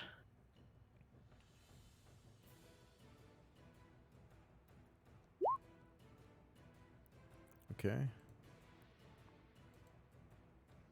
Oops, I forgot to select my token. Oh, okay. Go ahead and Do you want me to re-roll, just and re-roll I'll it, or? fix it. Yeah, just roll in, and I'll fix your initiative. Go for it. Okay. Yep. Okie dokie dokie. As you dash towards the boulder, the goblin just wheels around the corner and says, "There you are!" and lets loose an arrow. But before that happens, we will go back to the top of initiative with Drogon on the other side of the camp where the combat is evolving. Drogon, what do you do?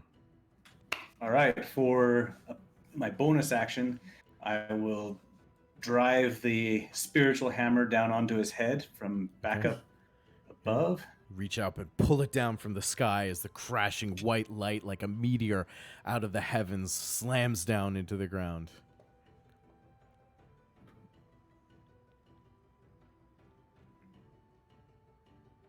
Keep me in suspense. Yeah. It smashes into his back squarely as he pushes down to the ground, forces himself to stand, but he does take the brunt of the blow.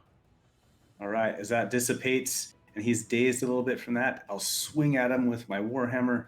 Okay. And he's still kind of bound by the ropes, trying awkwardly to get out of his bonds, and your warhammer connects, taking advantage as you just pull it left to right as hard as you can through the air, and it slams into him. As he crashes into his jaw, his head ricochets off the side of the thick log wall with a sickening crunch, and he slides to the ground, defeated.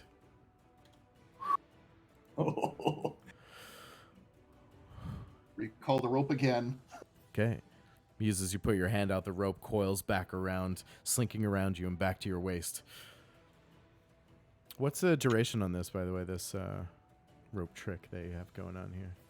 It's treated like an infusion, so it's a permanent item until I pull the infusion to something else. Gotcha. Okay. Yeah, makes sense. Okay. And I just confirmed that out of the Eberron book because I worry my notes may suck right now, so I apologize. I also have to read up on it. It's like my least known class, the Artificer. I love it, though. It's so cool. All right, over to you. What do you do now? The way made clear and your enemy felled.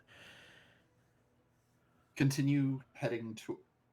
Well, I think we're going to continue heading over to finding Glitter Bomb and getting our friends out of trouble. Okay, you're still technically in combat, so go ahead and make your move. And as Muse kind of nods towards you, Drogon. Muse, you make your way around the corner to the westward. Sorry, you go ahead and move your token there if you want to use the rest of your movement to move. Take 6 moves, so I will go there. Is that going to be treated as proper, or should I move 1 space up? 5, 10, 15, 20, 25, 30. No, I'll give you that. That's fine. And just as you wheel the corner, as you rush towards, you see Glitter Bomb running towards you, somewhat panicked as she approaches a large boulder that's just eclipsing your view. And then over her shoulder comes into focus a snarling goblin who's just pulling back on the string, about to loose an arrow. And you still have all of your actions. I'm going to load a ballista round into my shotgun. Yep. And I'm going to shoot him. Okay, 65 feet. What's the range on your ballista? I officially do not trust my 120 feet. All right. And this is your Eldritch Cannon, or is this the last word? The Eldritch Cannon. Okay. The Eldritch Cannon's a ballista, so I gotta treat it like it's just a bow and not the really loud pistol. Okay, gotcha. It's like a shotgun though, right? So it's a cannon, so it will make some noise, but there's no real noise mechanic in it, so I'm not gonna punish you that way. Okay. I was trying to keep it in character for But it won't be quiet if you were, inside the fort, let's say. Yeah. But the sounds of battle are at least erupting outside the walls. Go ahead and roll your attack. Okay. And this is forced ballista, right? Yeah. Gotcha. Okay. Yeah. Luckily, we've managed to take out all the guards on the north side now. As you leverage the shotgun, Glitterbomb, as you're running around, you see Muse appear on the other corner, run towards you, and the gleaming onyx and brassy metal appear of the shotgun as he leverages it towards you. You duck just in time as a blast of ash and soot as a force bolt erupts from its muzzle, courses over you and off into the distance. The goblin just ducks low as it flies over his head. And that'll be my full action. Okay. Because one action will be to load the shotgun. Second bonus action is using the cannon. Gotcha. Okay. Going forward, I can now use it as a bonus action.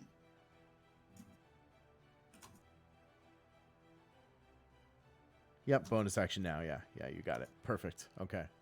I will be studying the Eberron book tonight. Sounds good. You and me both. All right. As the goblin running behind you snarls into the wind at his near miss and pulls back and finally lets loose this arrow that he has prepared towards you. Glitter bomb. 20 to hit. Oh, it hits. Darn it. For 4 damage. As the arrow just carves through your robes, taking a little bit of blood with it as you feel the sting of the bite. And he continues to close the distance. 1, 10, 15, 20, 25. And he shoulders his bow as he pulls a scimitar now close on the chase, and he lunges towards you. It's your turn. Oh, good grief.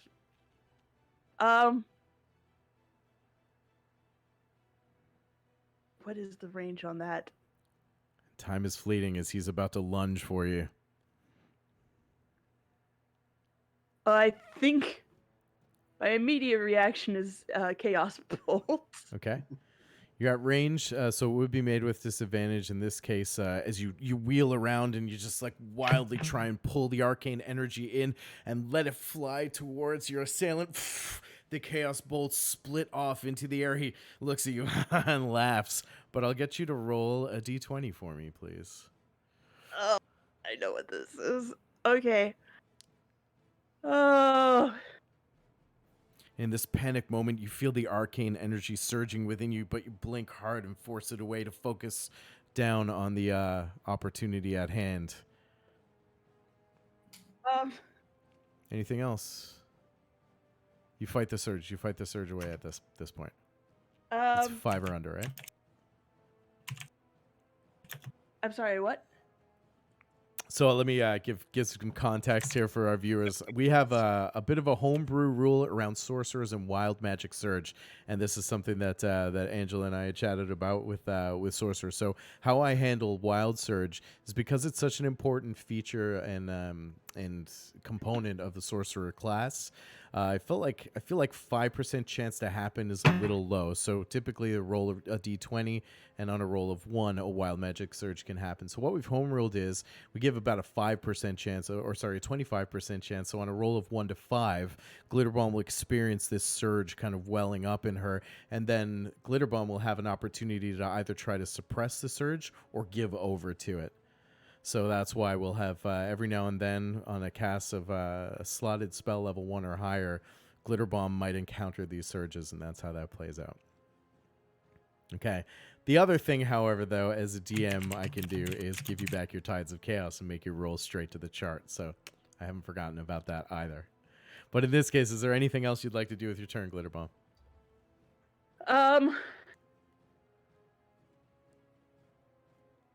I don't think I've got anything I can really use as a bonus action, so I'm mostly just gonna kind of cower, because otherwise I get an opportunity attack on me.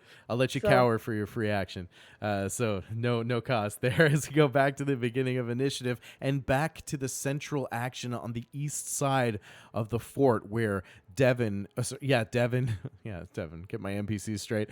Devin and Cloud are having this exchange as they're in there. He can't see you. He's terrible.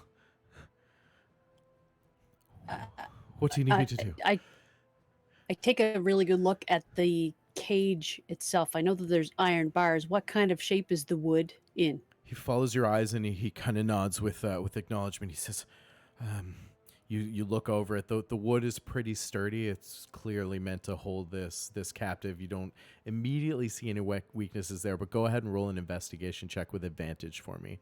As Devin's also looking around, he recognizes what you're trying to do. He's like, I've seen them work it. It's here, and you don't see anything that would belie any kind of weakness that you might be able to exploit to otherwise free Devin from his cage and shackles. But he does turn your attention to the thin, like almost an airtight gate. He says, it's here, somewhere here. And he wraps his hands around the outside. Yeah, look. And he pulls back like a small padlock with a small hole in the center. This is the door. And he looks over your shoulder, like nervously checking the buildings on either side. Okay, Do you have a key? I don't have a key. So I have a where is it? I have this small brooch, and I'm wondering if I could try to use the pin on that. I think you need more than just one, though. I don't really have anything, I don't think, other than that. Quick. He's just looking nervously from between the two buildings. Do you have anything on you that could help me open the lock? Anything? They took everything. He just starts searching around like the hay and the brambles. Nothing, just anything. Just try anything. He starts to shake. Your turn's about to close. Okay. I'll try the brooch, even though I don't think there's even a chance of that. But okay, like it's with the pin on it to see if there's a chance that I pull could the pin from its do it. clasp, straighten it as best you can without breaking, and start to try to fumble around for the tumbler. Give me just a straight dexterity check.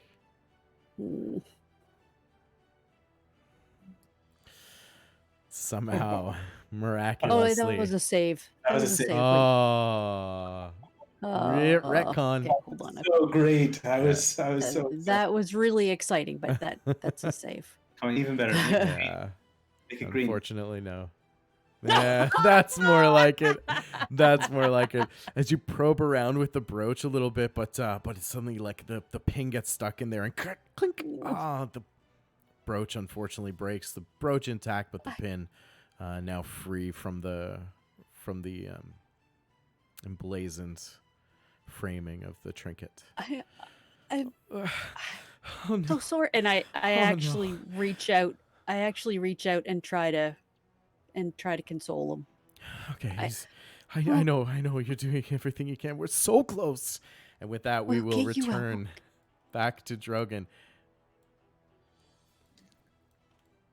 All right, I tail it around the corner. Okay, as you do, you see the scene playing out before you as Muse just recovering from the near miss of gunfire. As you begin to sprint. Let's see how many. 5, 10, 15, 20, 25, 30. As far as I can go, I think. Are you dashing? You're dashing? Yeah, I think I'll dash. All right, as you break into a run intent. Yep. Yeah, I'm going to have to dash. Okay. Yes. And as the hammer of Dugmarin runs its course and dissipates into etherealness. Nice. Okay. Muse. I'm mechanics question. If I use the last word, am I going to risk alerting everyone else? It's loud. I'd say there's always a chance. All right. I reach for the last word, and then I think better of it, and instead I cast Firebolt. Okay. Yeah. I'll be careful with that one because I don't want to rob you of your weapons either, but I think given the situation, there's always a chance. Oh, no. I agree from a mechanics standpoint. But that'll do it. The last word is bloody loud. You favor the last word, thinking better of it, and reach forward with the arcane essence that draws from your center and emanates forth from your fingers as the firebolt flies forward and crashes into the goblin just over Glitterbomb's head.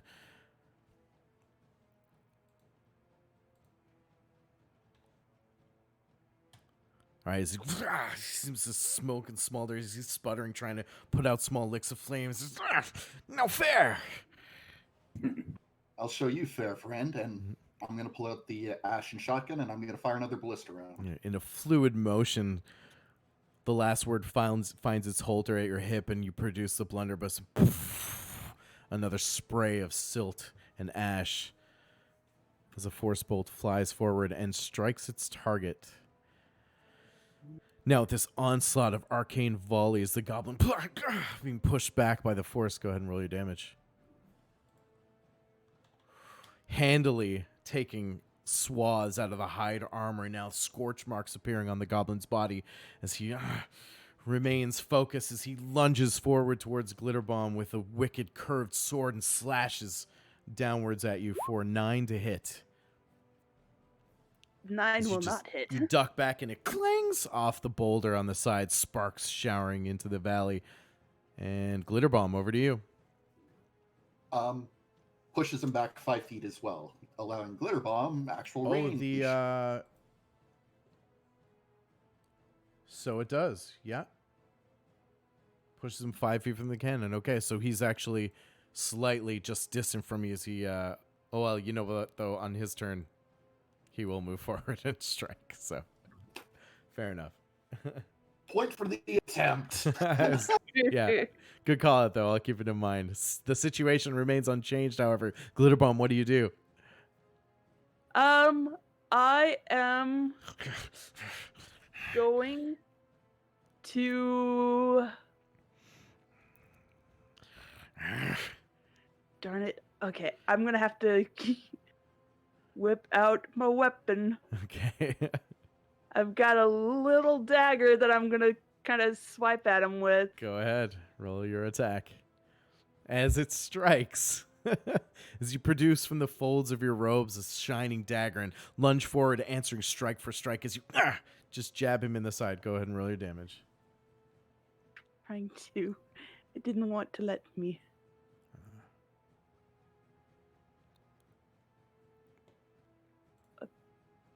There we go. Okay, perfect. All right. As you find your target, I actually managed to sink it pretty deep in his hip as he grabs your wrist with his hand and tries to thrust back at you. Anything else, Glitter?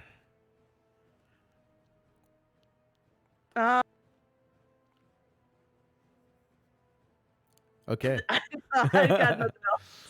All right. For kicks, I'm going to give you back your Tides of Chaos, and we're going to make you roll a percentile die, please. Okay. It's about to get sorcery up in here.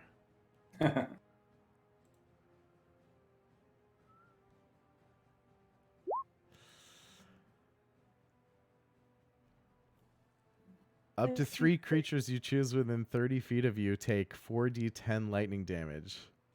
Oh. Well, heck, I know of one right next to me. Okay, go ahead and roll your damage. Just cuz. Squish.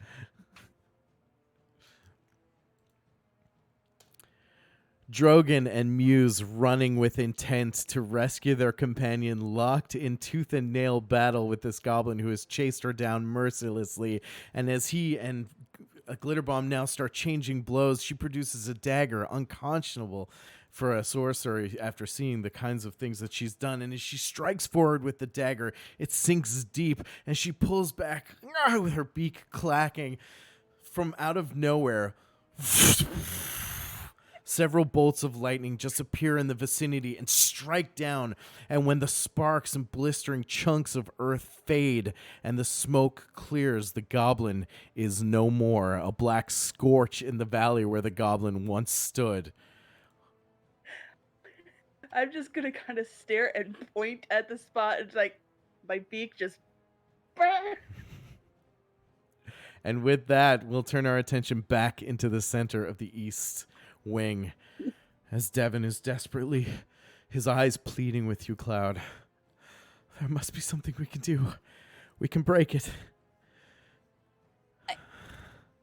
They'll hear us.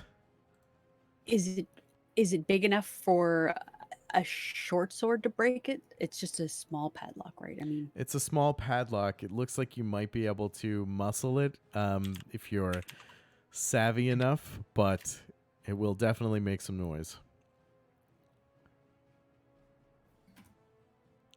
more noise than lightning.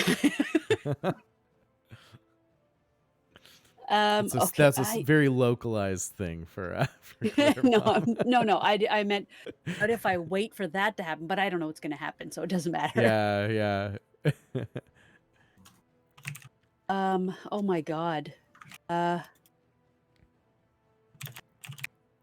is absolutely panicking at this point because of how upset he is. And I don't carry anything that can help us. That pin was all I had. Okay. Maybe I try. Oh, one of my I have some darts. Are the points on the darts fine enough for I hand It might be them to him? They're like small feathered darts. He just Yeah. he looks at it, he's like, I wouldn't even know where to start. But it's worth a try. It's worth a try. And he nods to Locke and he kind of holds it from the bottom to try and help you. And I'll give you a basic dexterity. No. He can't really help you in the mechanical sense, but Oh my gosh. as you kind of tool around with the end of the dart, but it's just not the right tool of the job as you pull it free from the tumbler. It doesn't seem to be working. And with that, we will return to free action at the moment. We'll go back up to Drogon, Muse, and Glitterbomb now gathered in the north side outside the wall where the valley meets the fort. I'm going to be kind of pointing frantically at the wall. After I get over the whole, I just blew up a guy. I'm going to be pointing frantically at the wall, like, Cloud, inside. Climb, inside. Rope, corner, rope. And I'm going to start kind of scrambling back towards that tower where the hobgoblin or goblin guy came from. First things first. You all right, little one? Yes, okay. Okay, good. Yes. Oh. And I just keep scrambling towards that tower where the goblin climbed down from. I look to Drogon. I can call the rope, get us up there. Me and Glitterbomb take point. You go down, you rescue Cloud, we pull you out. That sounds about it's the best idea I've heard. Let's try it. Well, my skill's at distance, so if I can definitely try and give you a little bit more cover fire if I got the high ground. All right then. Get me over the wall. Let's do this. All right. Call rope of climbing again, and this time we're gonna scale the wall. Okay. Where are you positioning yourself on the wall now, this long expanse of 20-foot high pointed log wall? Using the Oh, sorry. Yeah, no, it continues for about another 25 feet, as best you can tell, 25, 30 feet before curving off out of your sight southward. Using the information Glitterbomb gave me, I know that there's a goblin on there. There's a tower that I can set the rope up. Kind of gives me at least a little bit of a sharpshooter platform. Okay. As Glitterbomb guides you over, you make your way along the wall towards the tower. Yep. Sorry, go ahead. Yeah, I think what the tower we're closest. Yeah, that one. Here. Okay. Rope climbing mechanics. Yeah, I would say that you magically cause the rope to course up and wrap around at the top of the rail. It seems taut as you give it 2 quick tugs. Look at your companions. It seems tight, but otherwise it will be a regular rope climb.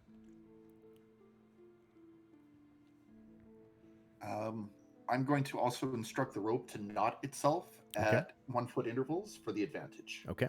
As it begins to coil, you watch as it forms these knots, giving you a much better handhold. I look to my companions. Which one of y'all going first? I'll go first. And I start climbing up. Okay.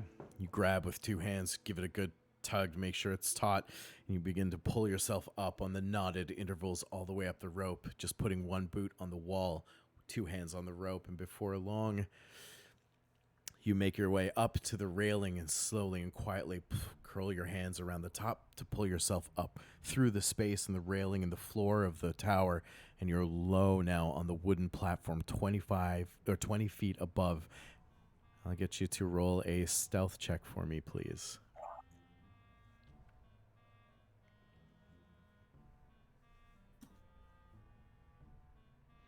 Okay.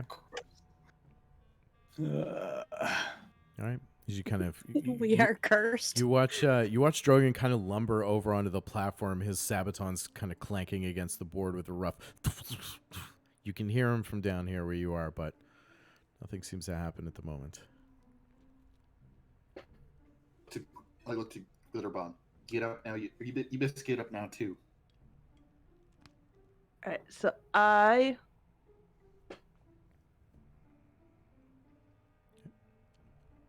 will start climbing up that rope then. Okay. You wrap your hands around it in similar fashion, watching what Drogon did. You try and kind of mimic the movements as you climb up, and before too long, you're up to the top as well. And I'll get you to also roll me a stealth check, please. Nice. As you reach the top, you hear Drogon kind of clattering against the platform, and Drogon, you feel like a soft hand on the back of your ankle as Glitterbomb like holds you fast and helps lift your foot over quietly onto the platform as you both slink low to the platform. Glitterbomb, you know what you're looking for, and you immediately turn out of the corner of your eye southward towards the platform goblin. You see him flex, straighten up at his post, look northward, outwards towards the east, and back south, and resumes leaning on the rail, looking south and east.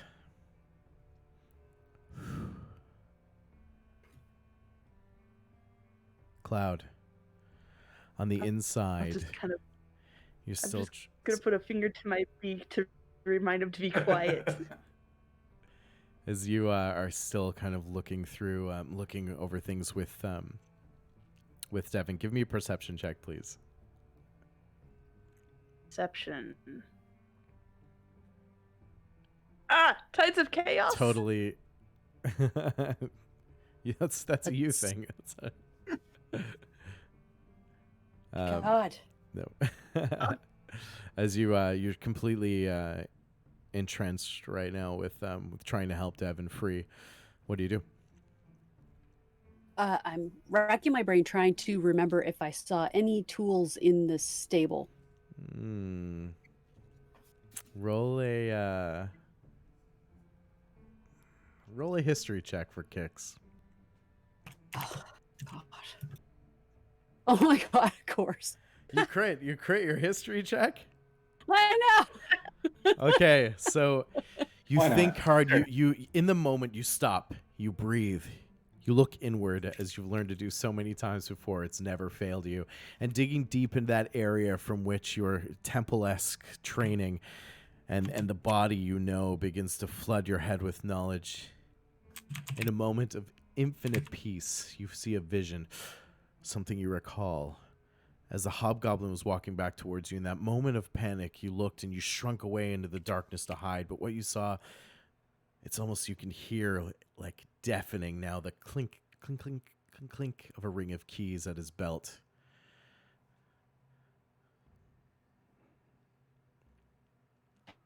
The horrible guy in the house. Okay. What? What? Where did you go? You went away for a minute has there. The keys. He has the keys in that house, doesn't he? He looks over with the hobgoblin. Yeah. Actually, yes. Now that you mention it, I believe they do. Yes, some of them have let. Yes, when they took me over to that awful tree, those awful goblins. One of them did let me out. He did have keys. I don't know if they all carry them or not, but that's brilliant. That's brilliant. He reaches through the bars to reach for you, but he stops, noticing you somewhat hesitant about it. He says, "How will we get them?" I will have to try. I won't leave you in here, I promise. I trust you. I believe you. Godspeed, friend. I'm gonna make for the closest window Okay. so I can peek in. Okay. You make your way back towards the shack quietly, looking around, just making sure that you haven't been, or your location hasn't been belied yet. And as best you can tell, your presence in this side of the fort has gone unnoticed.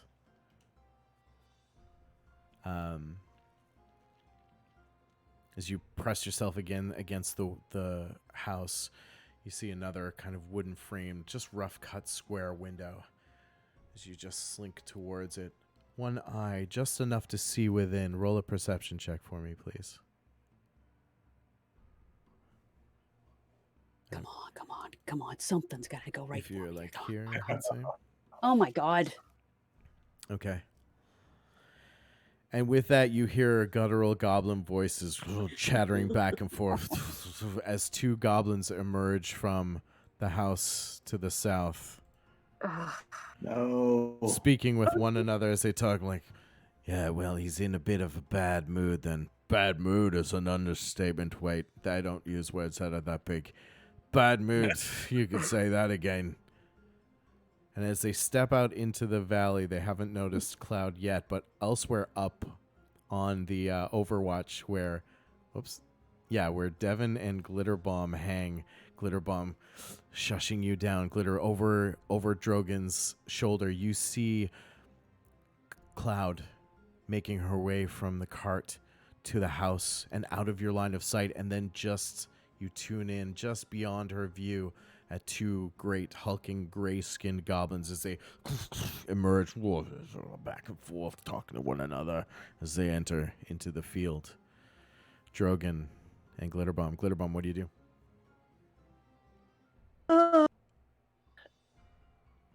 There is the rope that the other goblin left behind. I'm going to kind of grab it and try to use it to scurry down to the ground, hopefully quietly. Okay, with quick thinking and reflexes, you grab the rope that the goblin had left still tied and anchored to the railing. You pull it through across the platform and just drop it. It dangles loosely on the ground below as you wrap your hands around it. And as quickly as you can, start to shimmy down the rope. Please roll me an athletics check.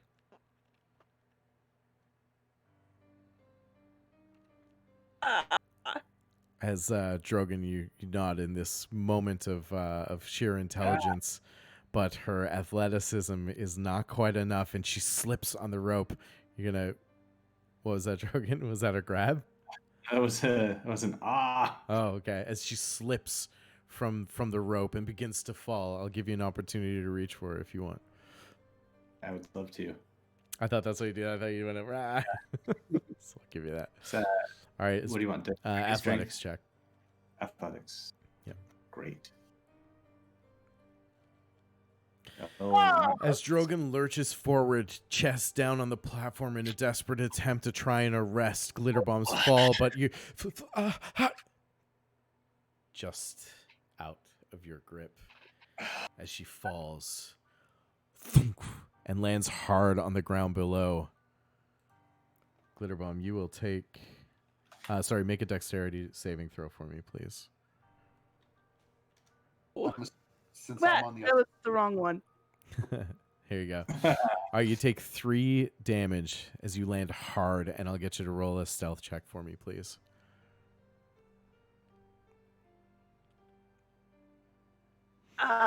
With a thick crunch, Cloud, you suddenly hear a as Glitterbomb falls from the tower. Something falls on the other side and lands hard on the valley. And in that It's definitely moment... Squawk. What's that? It's definitely more of a squawk. More of a squawk. Rock!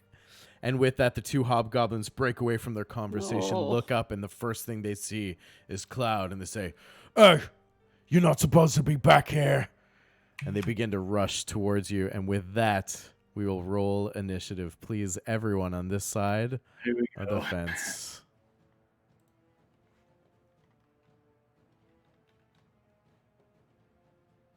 Is Muse not up here yet?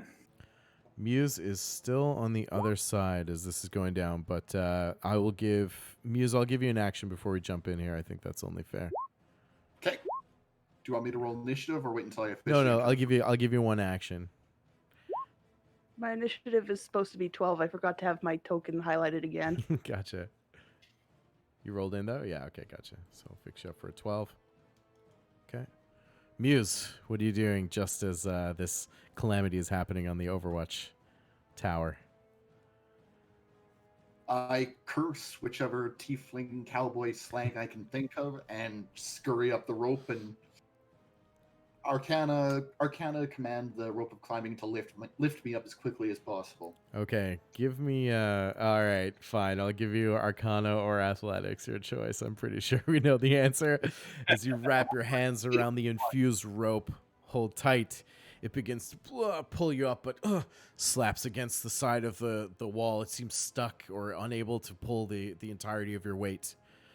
As you scramble on the other side, you both see the rope go taut, and with that, we'll go into regular initiative.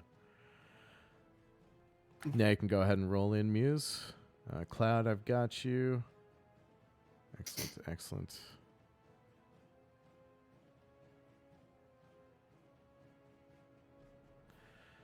All right, we have a tie on the field, so Glitterbomb and Drogon, if you want to choose who goes first, or you can roll off, your choice. I think Drogon should go first. Who's noticed us? These two hobgoblins down here? Yeah, these two hobgoblins down here. Yeah. I'm gonna say Drogon goes first while I'm getting back to my feet. Okay. Okay, sure. All right. So I we'll do this. will. Yep. All right. So They've Muse is. They've spotted us for sure, right? What's that? They've spotted us for sure now. That's why we're. Yeah, they're aware. Yeah, you guys are in it now. But Muse is going to lead us into combat. Muse, dangling now. You slam against the wall on the other side. God's right yourself again for another attempt. I get up, or I'll try again. Arcana command the rope to get me up. Okay. As you curse at the rope this time, it still seems to struggle. I'll let you roll a Hail Mary athletics check if you want. Sure. Oh my god. It seems to be least struggling to wasn't pull a you nat. up. Sorry? At least it wasn't a nat one. Yeah. Yeah, Jeez. yeah, that's right. Oh, you rolled it too. Gotcha. All right, as you're What struggling is to get up now, going like, why on? is this rope working for everyone else but you right now? As we go to Drogon. Actually, Oh, sorry, hold up. Yeah, go ahead, Muse. the rope has advantage when I climb. Okay, because of the knots. Yeah, okay. So I'll give you. Well, you can choose which 15 you want. As finally you curse in guttural tiefling at the rope, and it just snaps into action as it begins to pull harder, and you walk up the top of the rope until you're getting your arms over the platform, and you're now on the top of the platform with Drogon and a view of the battlefield. Sorry, I'll just put you there just for sake of ease. Okay. I would like to say I don't climb up onto the watchtower with any sense of dignity. It's more of like a salmon flop. As you flounder over, gun in hand, and the rope coils up with you. I glare at the rope. It kind of slinks. It seems to like look sheepishly for a rope. It's very Disney-esque. I'm picturing this. It's very like the rope now has its own personality. It's like, There is a reason Glitterbomb calls it friend rope. All right, as you clatter back up to the top. Anything else, Muse? I'm just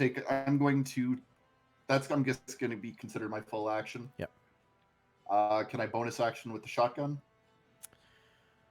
I will completely understand I and need. if you say that magnificent failure is my whole turn. Well, let me see.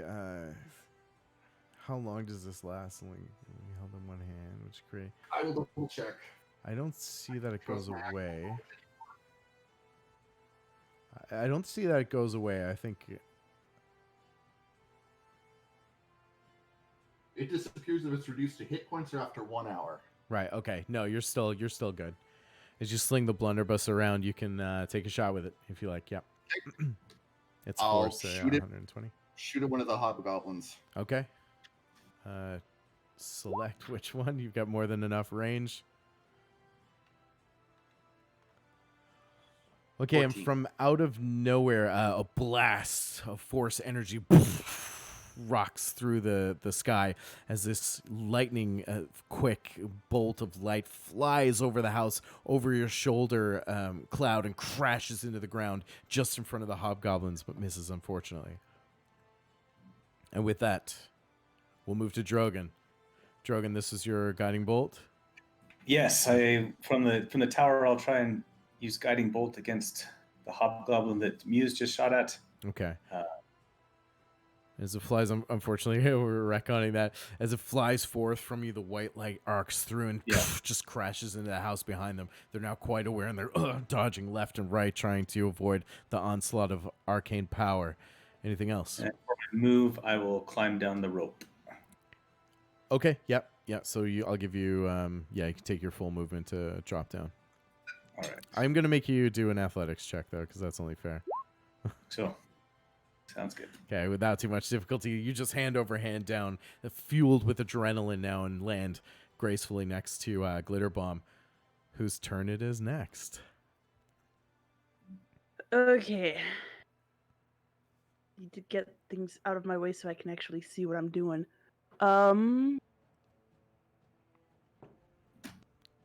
See, I need that. What's that? I'm just trying to get the right tool so I can Gotcha. Okay. see where things are at. Yeah, that's not quite right either. That ruler tool is a little bit funky. So, what are you trying to do? Yeah. I'm just trying to see if I've got line of sight See on range? this guy. Yeah, you can see him. Yeah. The other one you Then can't quite see, but Yeah, then I am going to use Firebolt on that one. okay. And And that's like 120 feet too, I think, right? yeah, it's Yeah. got a range of 120 feet. As you send the firebolt forward again, another arcane missile that slams into the ground as the hobgoblins are now trying to close the distance on you, and they're leaping to and fro, just dodging blasts as they strike the ground. I think I'm going to use my movement and try to get a little closer to the house. Okay. If it will let me actually select. There we go. Yep. Oh, I was looking from the wrong You're token. grabbing So- Drogon. Yeah, There's your yeah. five. Yeah, go for it. So Go for it. I would have enough movement to get there and then move back here. Yep. After making my attack. Yeah, you're fine as you find some shelter from behind the house. And with that, one of the hobgoblins breaks off, dodging left and right, making a beeline for Cloud and the only person he can see. And he begins to clench. His muscles become sinewy. And Cloud, you almost recognize the movements as his speed becomes blurry. And he runs towards you. He dodges left, right, and with a fist comes up towards you, right in the ribs for 18 to hit. That's definitely a hit. For 5 damage as he... surprisingly, you absorb the blow as the pain ripples through your core. Ow. Ugh. All right, and... Sorry, how much damage did you say it was? 5 bludgeoning damage. 5. Okay. And it's your turn. Well, I'm definitely going to attack back. Okay. Let's do it. So here we go. I'm going to draw my short sword Mhm. and attack with that.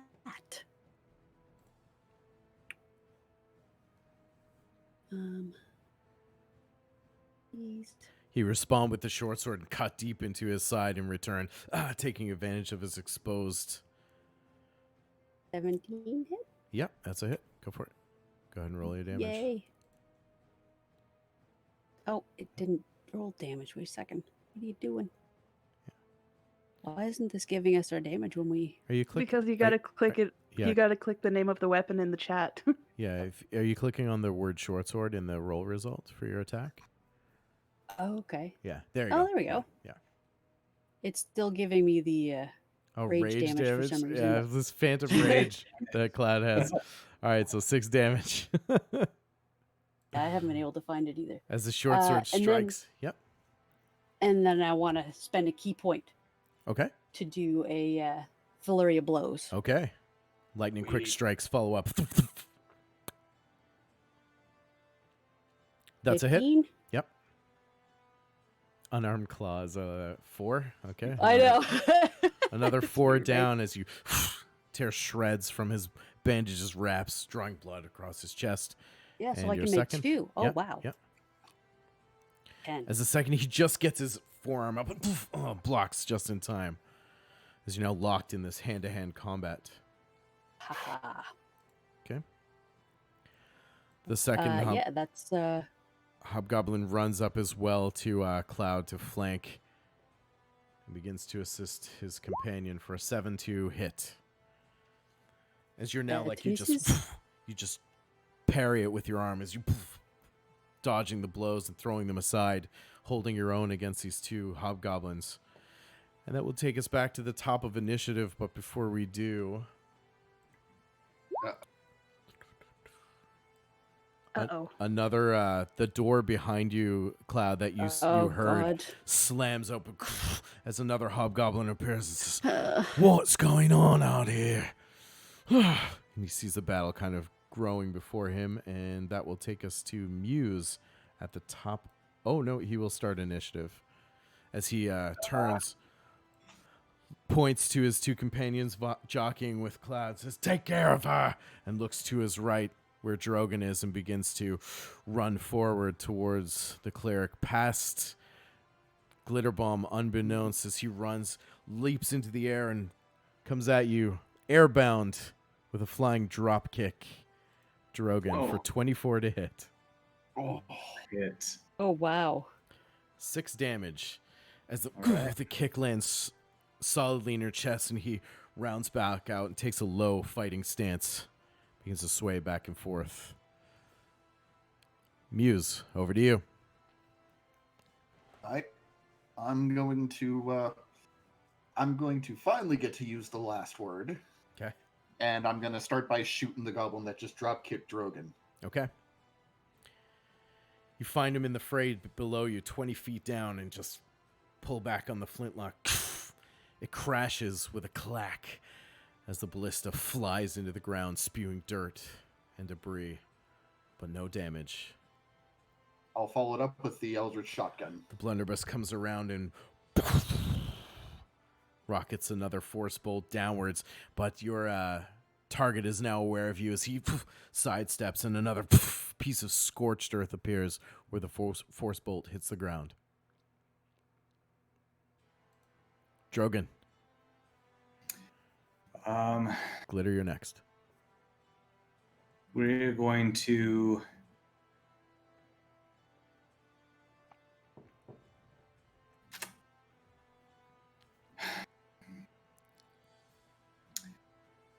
we're gonna try and hold person Okay.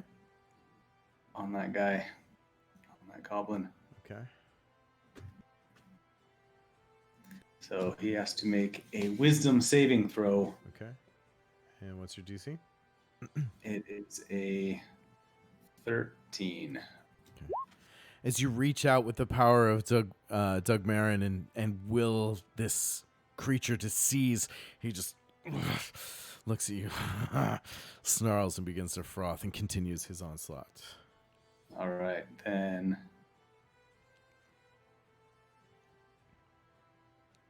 As a bonus action, for my bonus action, I will cast Shield of Faith on myself. Okay. As you draw within and form the power around you, and a shimmering golden light begins to course over your body. And that's, what, +2 to... +2 to my armor? AC. To your AC? Okay, good stuff. Glitter. Okay. I am going to be more worried about Cloud. So while Drogon seems to have this guy kind of tied up, I'm gonna peek around the corner and fire a chaos bolt at this guy. Okay. And I'm gonna use spell level 2. I'm just not sure how well this is going to work. Okay. It hits as you now, with more focus, draw that chaotic energy begins to blister around your wrist, your forearms in shimmering blues, yellows, purples, and launch forward.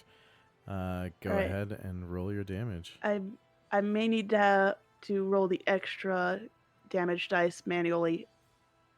Oh, there it is.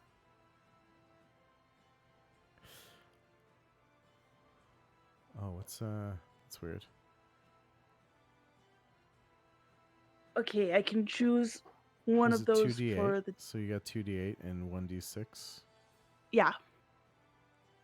And what was the extra d6? The Is that what 4 it does? was It the gives you an extra extra D6. d6 for every level?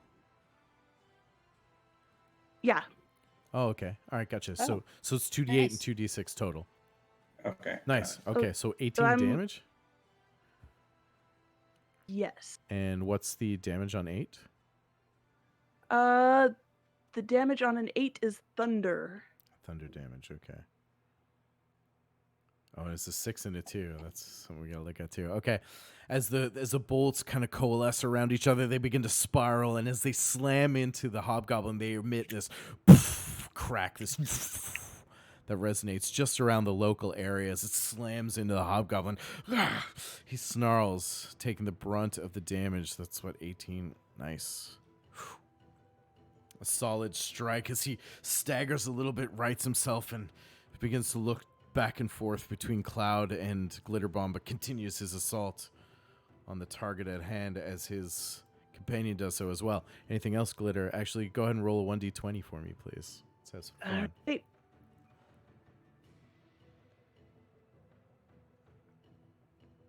This arcane torrent again beginning to well up in you, seeing your friend in harm's way, but you force it down and beckon the arcane might to bend to your will and not the other way around. Anything else? That's it for me. All right, as this hobgoblin continues its onslaught towards Cloud with another unarmed strike for 6, a critical 1, as you just dodge, and now it comes around with an offhand attack, a hammer strike for 10 to hit. That misses. As you're dancing around these blows, just dodging expertly, and that will bring us back to your turn. Wait. All right, I'm actually going to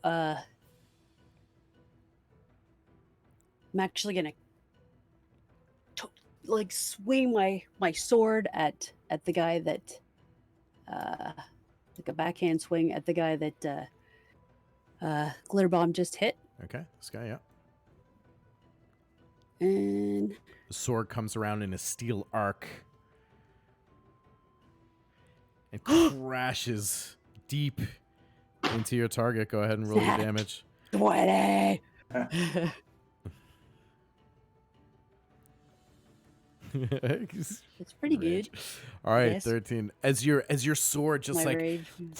carves from right to left in the chest, drawing a deep red wound, ending in a fan of blood. Ah! The hobgoblin turns around, almost catching itself on the ground, pushing itself up, and looks over its shoulder, clutching the deathly wound, barely maintaining consciousness as it turns towards you. And then I'm doing a big spin. and Okay. Spending another key point and doing another flurry of blows on the other guy. Okay. Another 2 strikes on the other guy. Okay. I know I probably could have taken. Well, now that since I see how hurt he is, I'll actually change that idea and use my flurry of blows on him. Okay. I'm just to help you out. You don't like your. Okay, so you're going to use your flurry blows either way. Your first strike, go ahead and roll your attack. Okay. As it That's missed. yeah, as you just step over to him, you kind of lift and fake him out. You see him shudder and you know that he's within inches of his life. Go ahead and roll your second attack. Come on, do it. Come on. Hey, 24. Not All right. And with that, you see him flinch. 7. And then with your other hand, you just crash down, driving into the back of his head and down into the ground. As you stand, flex, your shoulders crack, turn your head to the other remaining goblin. As he falls. I look at the other goblin and smile. He says, he looks at you. It's just beginning. And a crash emanates from the southern shelter again, as from it... Oh no! Imbeciles! You see a small Lord. yet hulking figure frame up in the door, silhouette, as from it appears this goblin with these barbaric accoutrements and these hide shoulders, a little bit of metal just marking it, the skull of some defeated creature tethered to its head, and fangs that seem to be dripping with ichor, as this hulking goblin slams a great axe on the ground and says, "What is this?" And he begins to slowly stomp forward, heavily, somehow impossibly for a goblin. He looks over his shoulder. He says, "Are you asleep?" To the other goblin. The goblin on the Overwatch turns around and clatters as he fumbles with his arrow. Says, "No, boss, no, boss. Fire!" He points. And with that, the goblin on the Overwatch turns to you, knocks an arrow, and begins to enter the fight as well. So does this hulking new combatant to enter the field.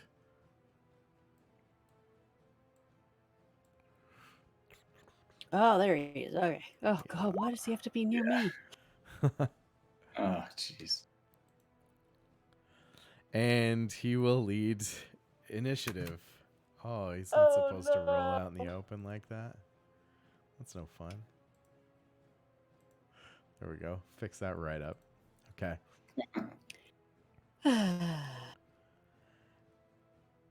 Oh, let's see. Poop. As he reaches towards, he sees Glitter Bomb at the far end of the field, and as he's slowly walking towards Cloud with death in his eyes, he raises a gnarled hand, reaches towards you, Glitter Bomb. You see this purple-pink essence glow around his hands, and shards of arcane energy fly out towards you. Oh, God. Oh no! For 4 damage as the missiles... Oh, that's one...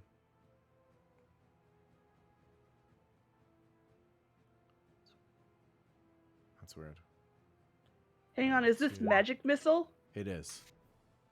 Hey, I'm gonna react and cast shield. Okay. Nice. All right. As the 3 missiles part and come back down towards you, spiraling through the space, and you just jump back, and with a wave of your feathered hand, an arcane shield begins to erupt in front of you as the missiles splash and dissipate before your very eyes. Nice. Nice. Very nice. Good one. And you still have +5 to your AC. Yep. Awesome. Until the beginning of my next turn. Well played, Glitter Bomb. As he continues his approach towards Cloud, now closing on the feline, who's desperately trying to jockey between these 2 attackers. The goblin in the Overwatch sees Muse first along the wall, standing straight bead, pulls an arrow and lets it fly towards you, Muse.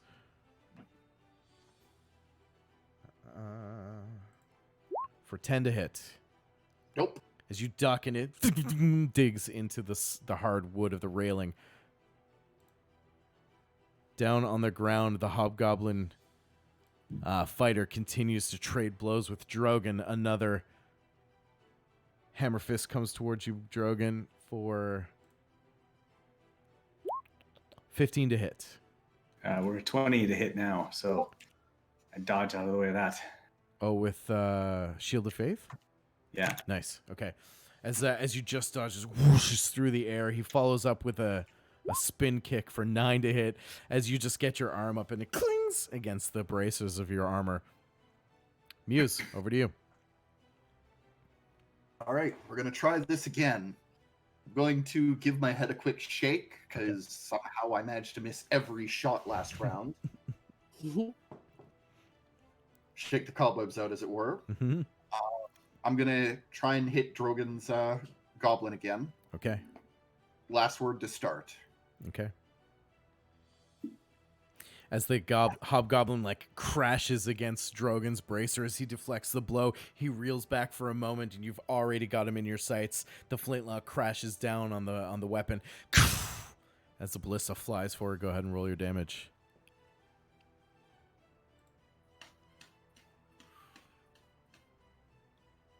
$13.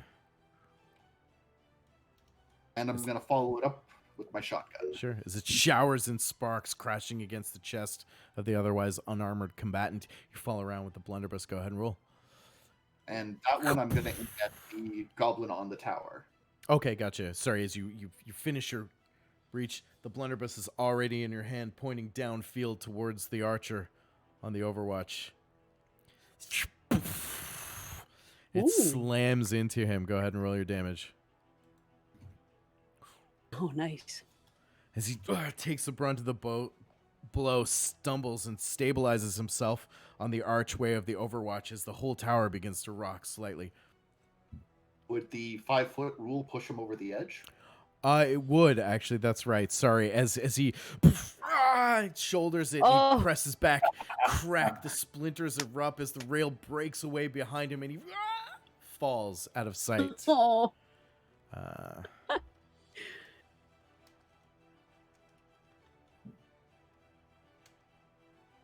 Nice. That's a little more respectable. And it suddenly silenced on the other end of the tower. Never bring a bow to a gunfight, friend. Drogon. Drogon, Glitter, you're next. So Warhammer straight to him. You answer with your Warhammer, you swing at it. He just ducks low as the Warhammer cuts a swath through the air.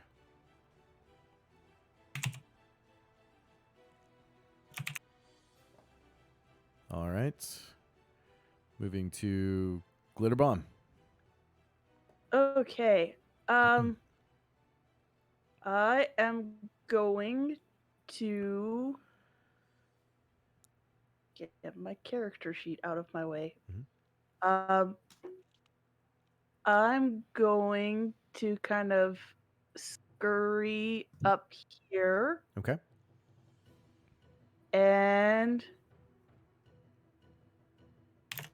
facing the right way.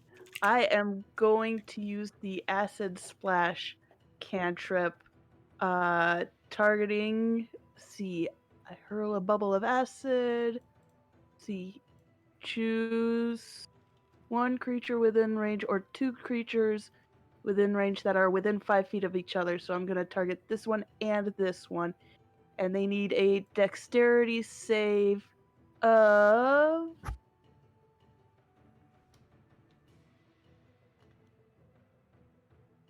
They need a dexterity save of 12 or better. Okay. I should probably hit that. They both fail. So Oh. they both take the 4 acid damage. Yep, 4 acid Nice. damage. Nice. Once again, over your shoulder, Cloud, this globulous acid appears and crashes into the 2 combatants that are facing you. It begins to sizzle through the hide, start to burn through the metal as they both display shock as the searing, singeing metal begins to smoke in the evening light. And that will take us to... Yeah? I'm going to guess my +5 to my AC is now gone. Right, because the end of your turn, yeah. Yeah. Yep. All right. Y'all good? Yep. That's my turn. All right.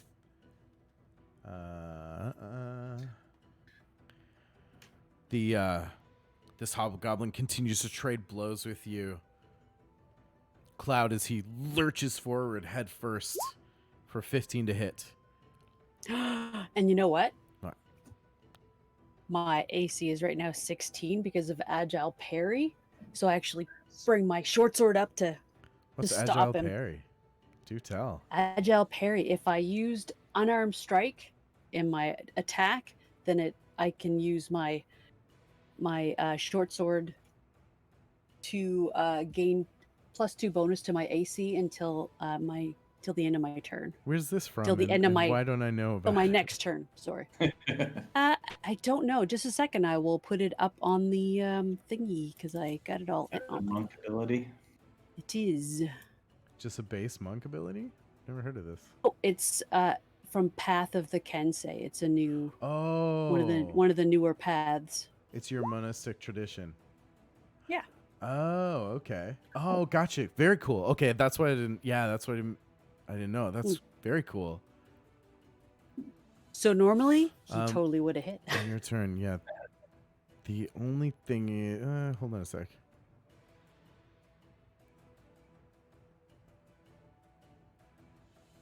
Till the start of your next turn. Yeah.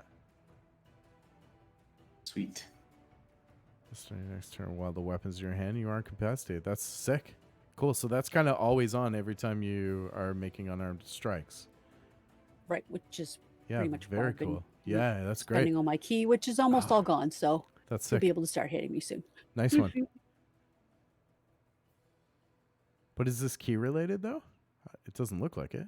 The agile parry Yeah. is not. Yeah. But I've been using my key points so I can do an unarmed strike. Right, but you can As still well do that as use anyway. my sword. Though, just so you know. Yeah, Because you can always use a bonus action for your unarmed strike. Key just flurry of blows just gives Oh, you that's 2 right. unarmed strikes. Yeah, yeah. So you can always keep that See, up. That's I awesome. knew. Very I nice. forgot that.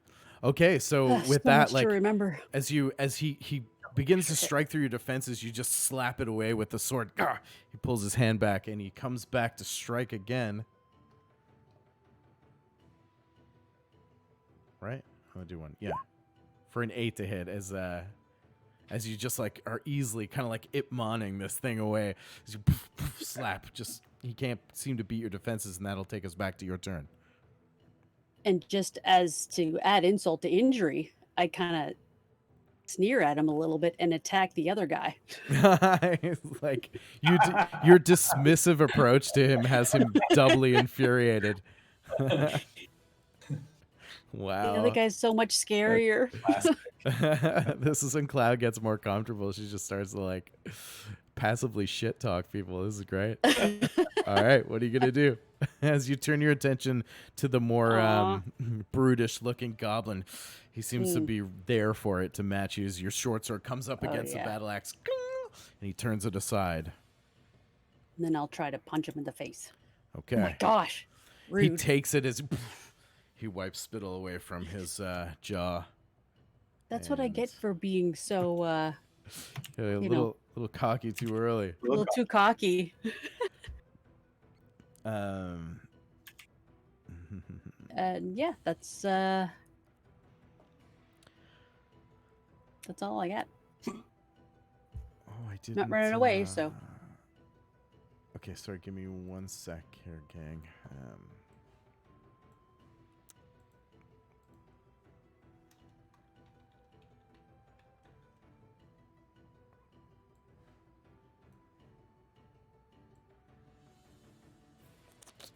I knew it. Sorry, give me a sec here, gang. I gotta do something here. Uh-oh.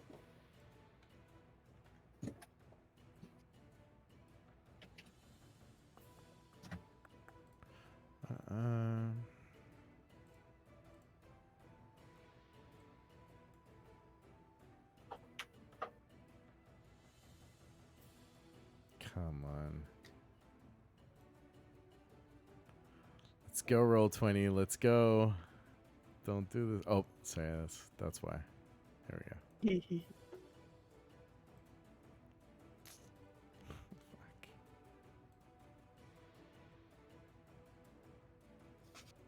Okay, you know what? We're going to do it this way. Sorry. I forgot to give him his weapon, so I'm going to have to bush league it a little bit.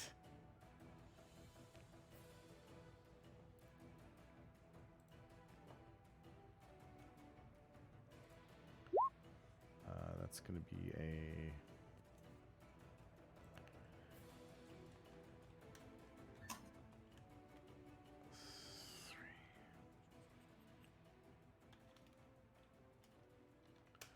All right, sorry about the delay there. 9 to hit, Cloud. That's a miss. As the battle axe comes crashing down, you leap to the side. It comes back up again, and you dodge it again. And that will end his turn. That guy's on the other side of the wall. And brings us back to the action at Drogon and the Hobgoblin as you're desperately in this another kind of match for match, strike for strike, as he swings again with his fists. A jab for 20. That's a hit. For 4 bludgeoning damage. As he just catches you off guard, and he takes the advantage as you're dazed to come around with a left hook. For 10 to hit. That's a miss. This time you just dodge back as whoosh, whooshes. Or whiffs, rather. Muse, Drogon, you're next. All right. I'm going to back up Drogon with his hobgoblin problem. Start with the last word. Okay. Oof. And that's a hit. As the flintlock flashes again. Another projectile finds its target. Holy. Wait a minute. 8 and a 7. Wait.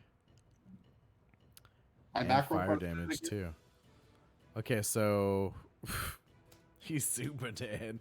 As the ballista riddles the body with fire, Drogon, you're jockeying pound for pound, and until eventually he loses his stead and falls back, his lifeblood pouring into the sand and dirt below.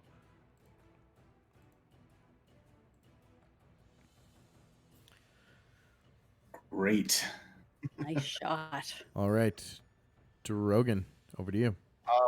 Bonus round, I'll Okay. take the bonus round. I'll use the shotgun as well. Okay.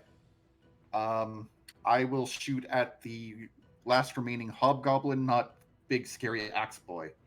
I'm going to say just from your vantage, you don't really have line of sight on this one, but you can just make out this one on the other side of the, if you move kind of to here. Let's say this block in front of you. So you can make out this guy. I will shoot axe boy then. Okay. I will probably miss axe boy. That is a hit. As the blunderbuss wheels back and releases another jet of arcane force. Dink. As it courses over the over the roof of the house and slams into his shoulder, he suddenly becomes aware of the threat from above. Drogon. My off points had to run out eventually. That's it, yeah. You still hit, though. That's all right. All right, Drogon, what's good? I am going to heal myself. Okay.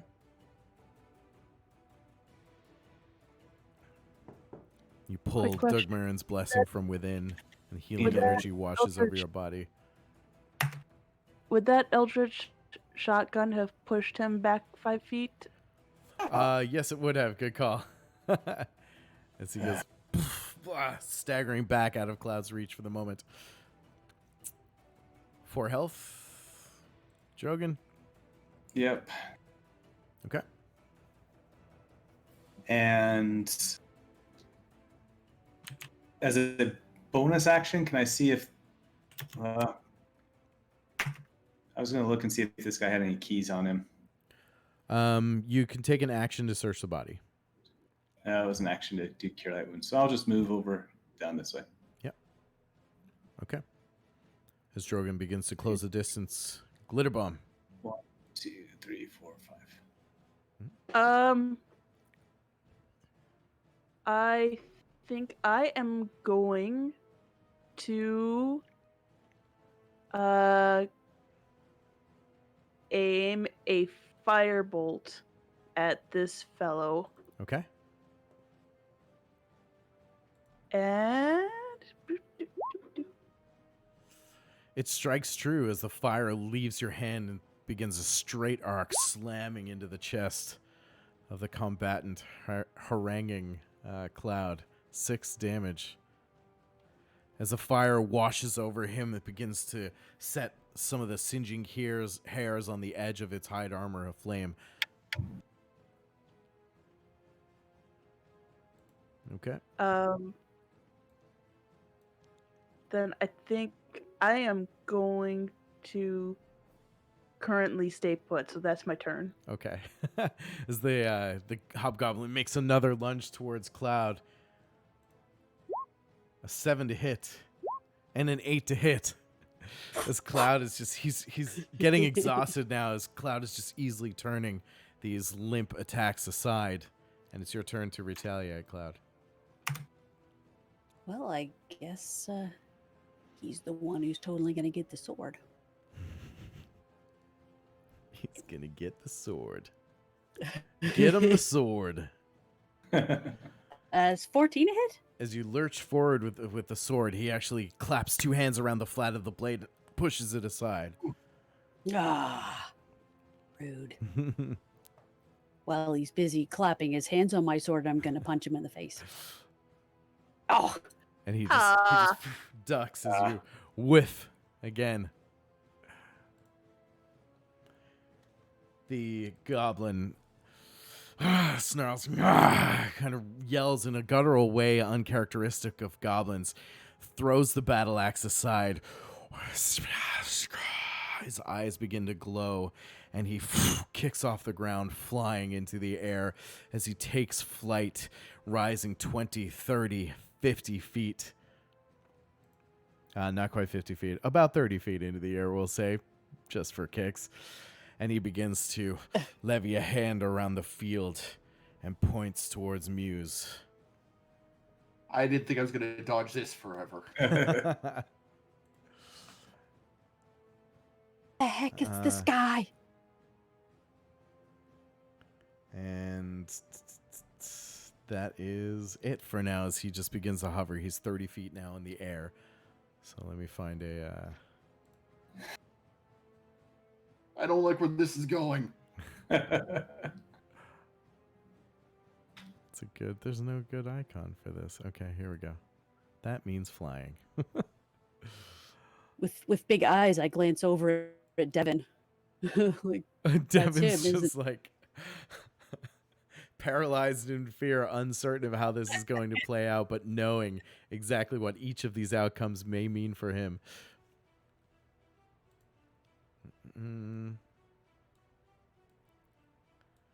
Okay, that will take us to...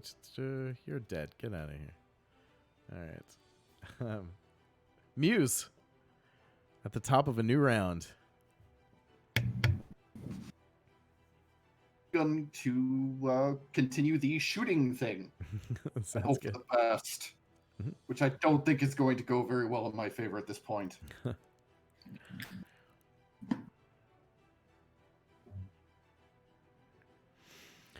As he with like death's agile nimbleness in the air, he courses to the side as your blast flies by. I'm going to follow up with the Eldritch Shotgun then. Okay. Go ahead. And rocks into the air.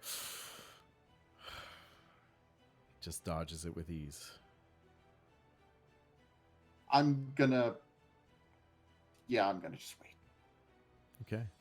Drogon, you're up. Glitter, you're next. Okay, let's Ugh. Let's try and help out with this airborne guy. We'll do guiding bolt on him.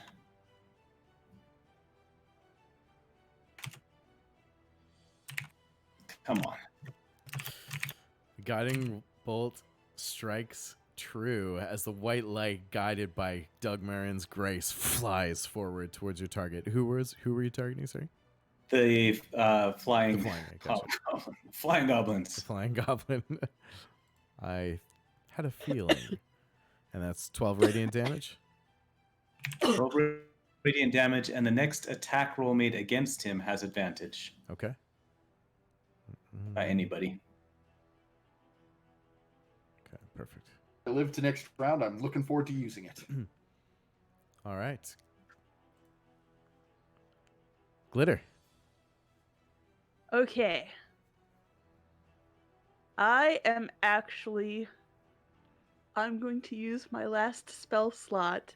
I'm going to remember what that Nightingale lady did when we first saw the camp. I remember that she made a really loud noise and did some damage with it. I don't think I can do it at quite the same volume or power, but I'm going to try, and I'm going to cast Shatter. Okay. Okay. What's the range on Shatter? Ooh. 60 feet. I may need to move a little closer, huh? Yeah, because he's up as well. So. Pythagorean theorem, quick. Yeah, nope. I'm just gonna estimate that. I'm gonna say you're gonna have to move to about there. That's about as mathy as I want to get. I will move up and do that. All right. So I'm going to imitate what she did to the best of my ability. Okay. Okay, and this is con save, DC 12. As you emanate these arcane crystals around it, they splash outward in this hovering area. The goblin raises his hands up and shelters the brunt of it as they fly over his body. So he's saved. And is it half damage for the save? It is half damage on a save. Okay, so 7 total. Nice. Mm-hmm. Okay.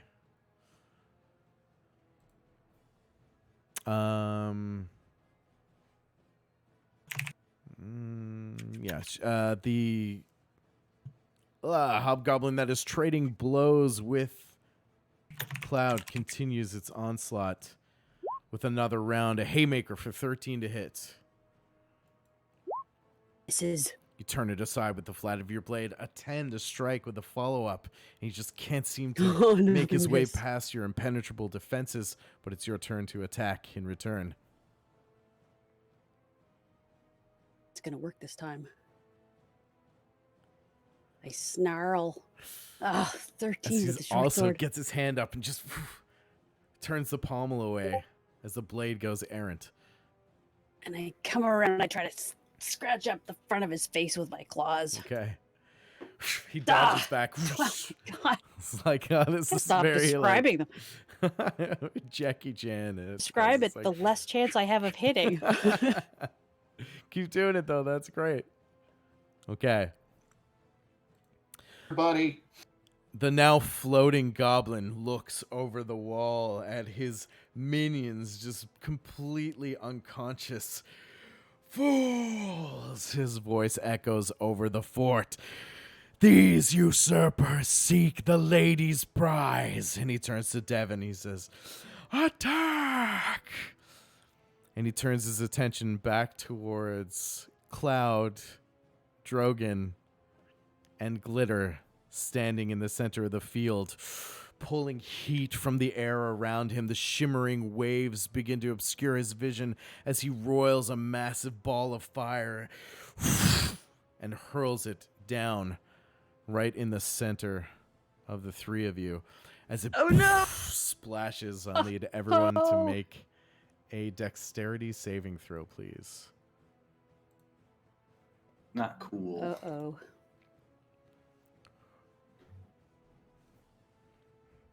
Mm.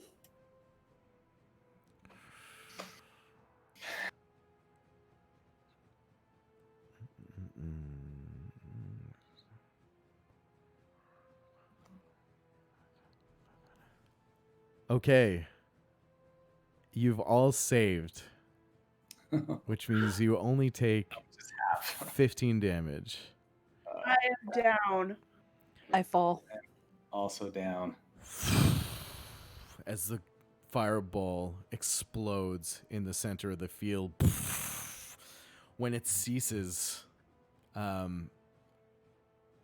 everyone in the center is capsized in the scorched earth that emanates below Muse. The flames now licking, the heat rising into the air as you look on the field before you. Even the goblin associate, or even the hobgoblin associate, is fallen, his body just writhing with flames. Devin lets out a gasp. And that's where we'll end our session for tonight. Oh my god. As combat rages on, the situation growing more dire, we'll have some time to think about how Muse is going to assist his companions and make their way out of this. Oh my god. As combat turns south. Next time on Shinbazzo Games. If I can convince anyone to play with me after tonight. Let's go back and wind down.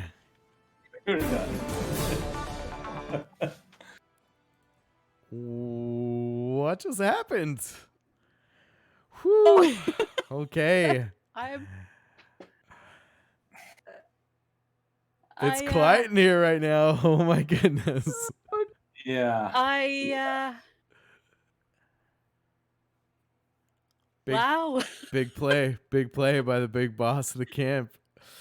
So, this flying goblin now has alerted the rest of the camp. He's dropped a fireball in the middle of you guys. You are, 3 of you are down. Muse is the only one left on the Overwatch.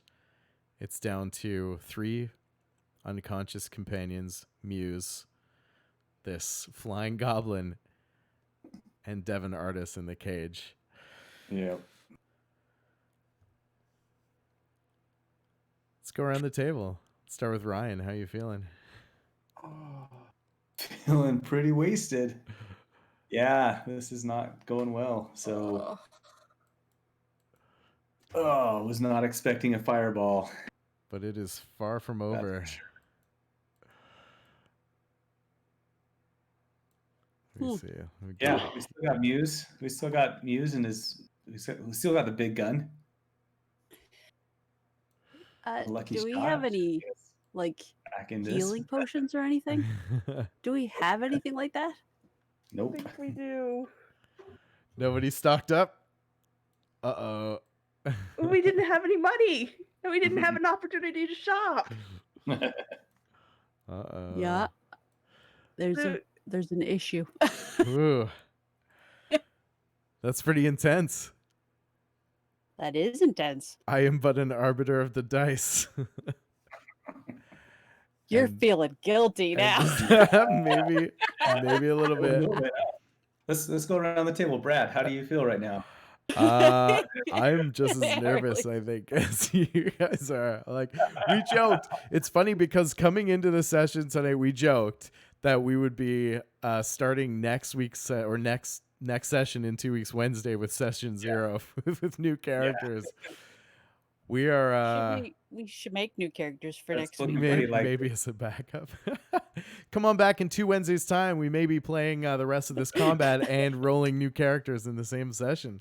That's big. That's big. And we're a little over time, so that was a good time to take a pause. But when we come back next week, we'll jump straight back into the thick of this battle. 3 out of 4 companions down. Muse remains. Hangers. Whew. Whew, couple big shots. That's all we need. That's tricky. Oh, and then gosh. the task still remains to get Drogon out or to get Devin out. I don't know. This is tricky. I've seen you guys come out of some pretty crazy shit, but this one is going to require a small miracle. Yeah. Will they make it out alive, or will Shambazzle get his first TPK? 6 episodes in. Who knows? Just centimeters away. Oh, Yeah. Wait. There's a way around it. We'll talk about it after. Oh, the plotting already begins. So you can see how creative these guys get. It's a thing. It's a thing? It's a thing. We'll see. Okay. We'll see. We'll talk talk after we say bye-bye. Unless we see some crits happening on some death saves. What an amazing session as always. Thank you very much for playing. I hope you'll come back. Despite the awful treatment of the dice, not the DM tonight. The dice were so bad. The dice were so bad. Oh, The scumbag dice tonight. Let's take a breather. That was extremely intense. Holy shit. Who knows what's going to happen in the next session. But we will take a minute to acknowledge some of our great folks in chat. And, of course, our activity tonight. So we gave some offline shout-outs. If you haven't done so already, welcome to the stream. If you're new, please do throw us a follow. It is the currency in which we delve. Costs nothing, means the world to us. Of course, we have a wonderful table full of community players that have been pulled from our very own Twitter D&D community. So if you would like to be part of that in future calls for players, please do get at me at the Twitters. Everything I do goes out for that. But let's scroll back up on chat and get caught up here. We had a good handful of scrolling. Let's see what happened. Oh, Luna popped in. Hello, Luna. I don't know if you're still here. Apologies if we missed you. Luna, of course, a wonderful soul from How I Nerd, joining us and the Storytellers Union. Seth, of course, hanging out. Just John Radio. Love that game, Technomancer. Oh, I missed the conversation there. Oh, you're a Technomancer. Now I see it. Yes, some really interesting stuff coming through the Artificer class as well that we're seeing there too. And clearly I need to do some reading. Wow, yeah. Chat was busy. Awesome. Yeah, chat was busy. We had an active night tonight. Very Again, thank you nice. all Yeah. so much for hanging out, for joining us. We have such an amazing time playing for you. Of course, we enjoy it's Dungeons and Dragons, like what's not to love, but it's made wholly better, of course, when we have folks like you to enjoy it with us.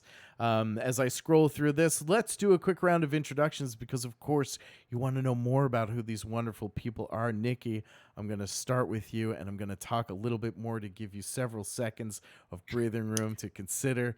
No, I you don't need know. it. I don't She think there's enough time. I There's don't not think there's enough time? time because I'm still like freaking out right now. Okay. Why don't you give us a little bit? Give us what you can. Tell these wonderful people where they can find you. I am at Chickenly Nerd, and you can find me on Instagram and Twitter, mostly on Twitter. I have to say I'm more of a tweeter.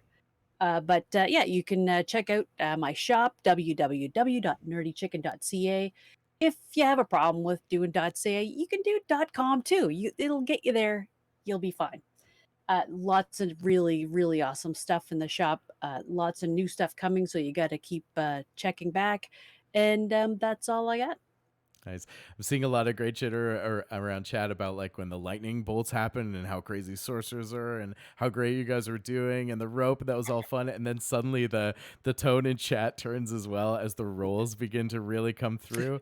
And I think it was looking pretty good up until the end there. So let's pause on that narrative for a bit. We'll continue around the circle with Ryan, Dads and Dragons. I'm Ryan. You can find me on Twitter at Dads and Dragons or Instagram. And come check out our podcast at dadsanddragons.com. Very nice. Seth calling for backfires on your weapon muse, Dustin. But I'm like, I'm not going to punish him too much. I'm sure as hell not going to start punishing people now. I got to go do my penance as a scumbag DM over here. So high ground advantage isn't doing so good. Yeah, I think his flintlocks do enough damage. I don't think I need to give him any more advantages there. Going really good. Right bit by Felicia. Indeed. It's high noon. I like that, Dustin. Just Drawn Radio coming in there. Speaking of Just Drawn Radio, why don't you tell us a little bit about yourself and where the people can find you? Of course, I'm Just Drawn Radio. You can find me on Twitter, of course, at the same handle. You can also find me on cjtr.ca, talk about comics, comic books, why we need heroes, and occasionally how mental health and comics and inspiration to be a hero kind of all intertwines with itself, and hopefully I'll end up continuing the wisecracking wannabe cowboy muses adventures after next session. Very nice. Yeah, I think we'll be okay. We'll see. I'm wishful thinking now. We've got the moment now. I've just pulled up in chat when that fireball hits, like 15 damage. Holy crap, that's it. We're all stunned. Fear good. Yeah, everyone, myself included, calls for TPK inbound. Oh my goodness, it's too early. They're down. They're not out. Let's see what happens. Angela, aka Pleasant Glitter Doom. So I'm shipping your Twitter name and your character name. Doom? Glitter Doom. What does that mean? That'll be your second All of my character. There you go. personas are just melting together. That's right. But that's my bad. Let's talk about the one persona that matters, Angela. Tell the people where they can find you and what you do. You can find me at Pleasant Doom on the Twitterverse. Otherwise, if you want to find me on podcasts, I am one of the hosts for the podcast called Dungeons, Dinings, and Dorks, where we talk about geekery, food, and other fun stuff, and just overall have a good time. And yeah. Very good. And of course, I'm Brad, aka Shambazzle, at Shambazzle Games on Twitter and everywhere on the web. Please do throw me a follow here on the channel. We have lots of great weekly streams. Don't miss the Speaking Common podcast. That's my flagship show every Saturday morning, 11 a.m. Eastern Time and 8 a.m. Pacific Time, where we do all kinds of DM tips back and forth. We do the weekly news, we do rule solution. All my segments are filled during that stream. And then in the second half, we do game prep, design, narrative building, map making, all the things that go into these twisted machinations that ultimately end in the death of my players' beloved characters. So until next time, checkmates, happy gaming, be good to one another. It's such a thrill to have you with us. Thank you so much. I'll see you next time, hopefully Saturday, for Speaking Common right here on Shambazzle Games. This is your boy Shambazzle saying, I'm sorry. Good Brad night, the everyone. Brad the Killer. Brad the Killer. Destroyer of dreams. Killer. Good night, everyone. We'll see you in 2 weeks, Wednesday. Be here. Bye. I'm gonna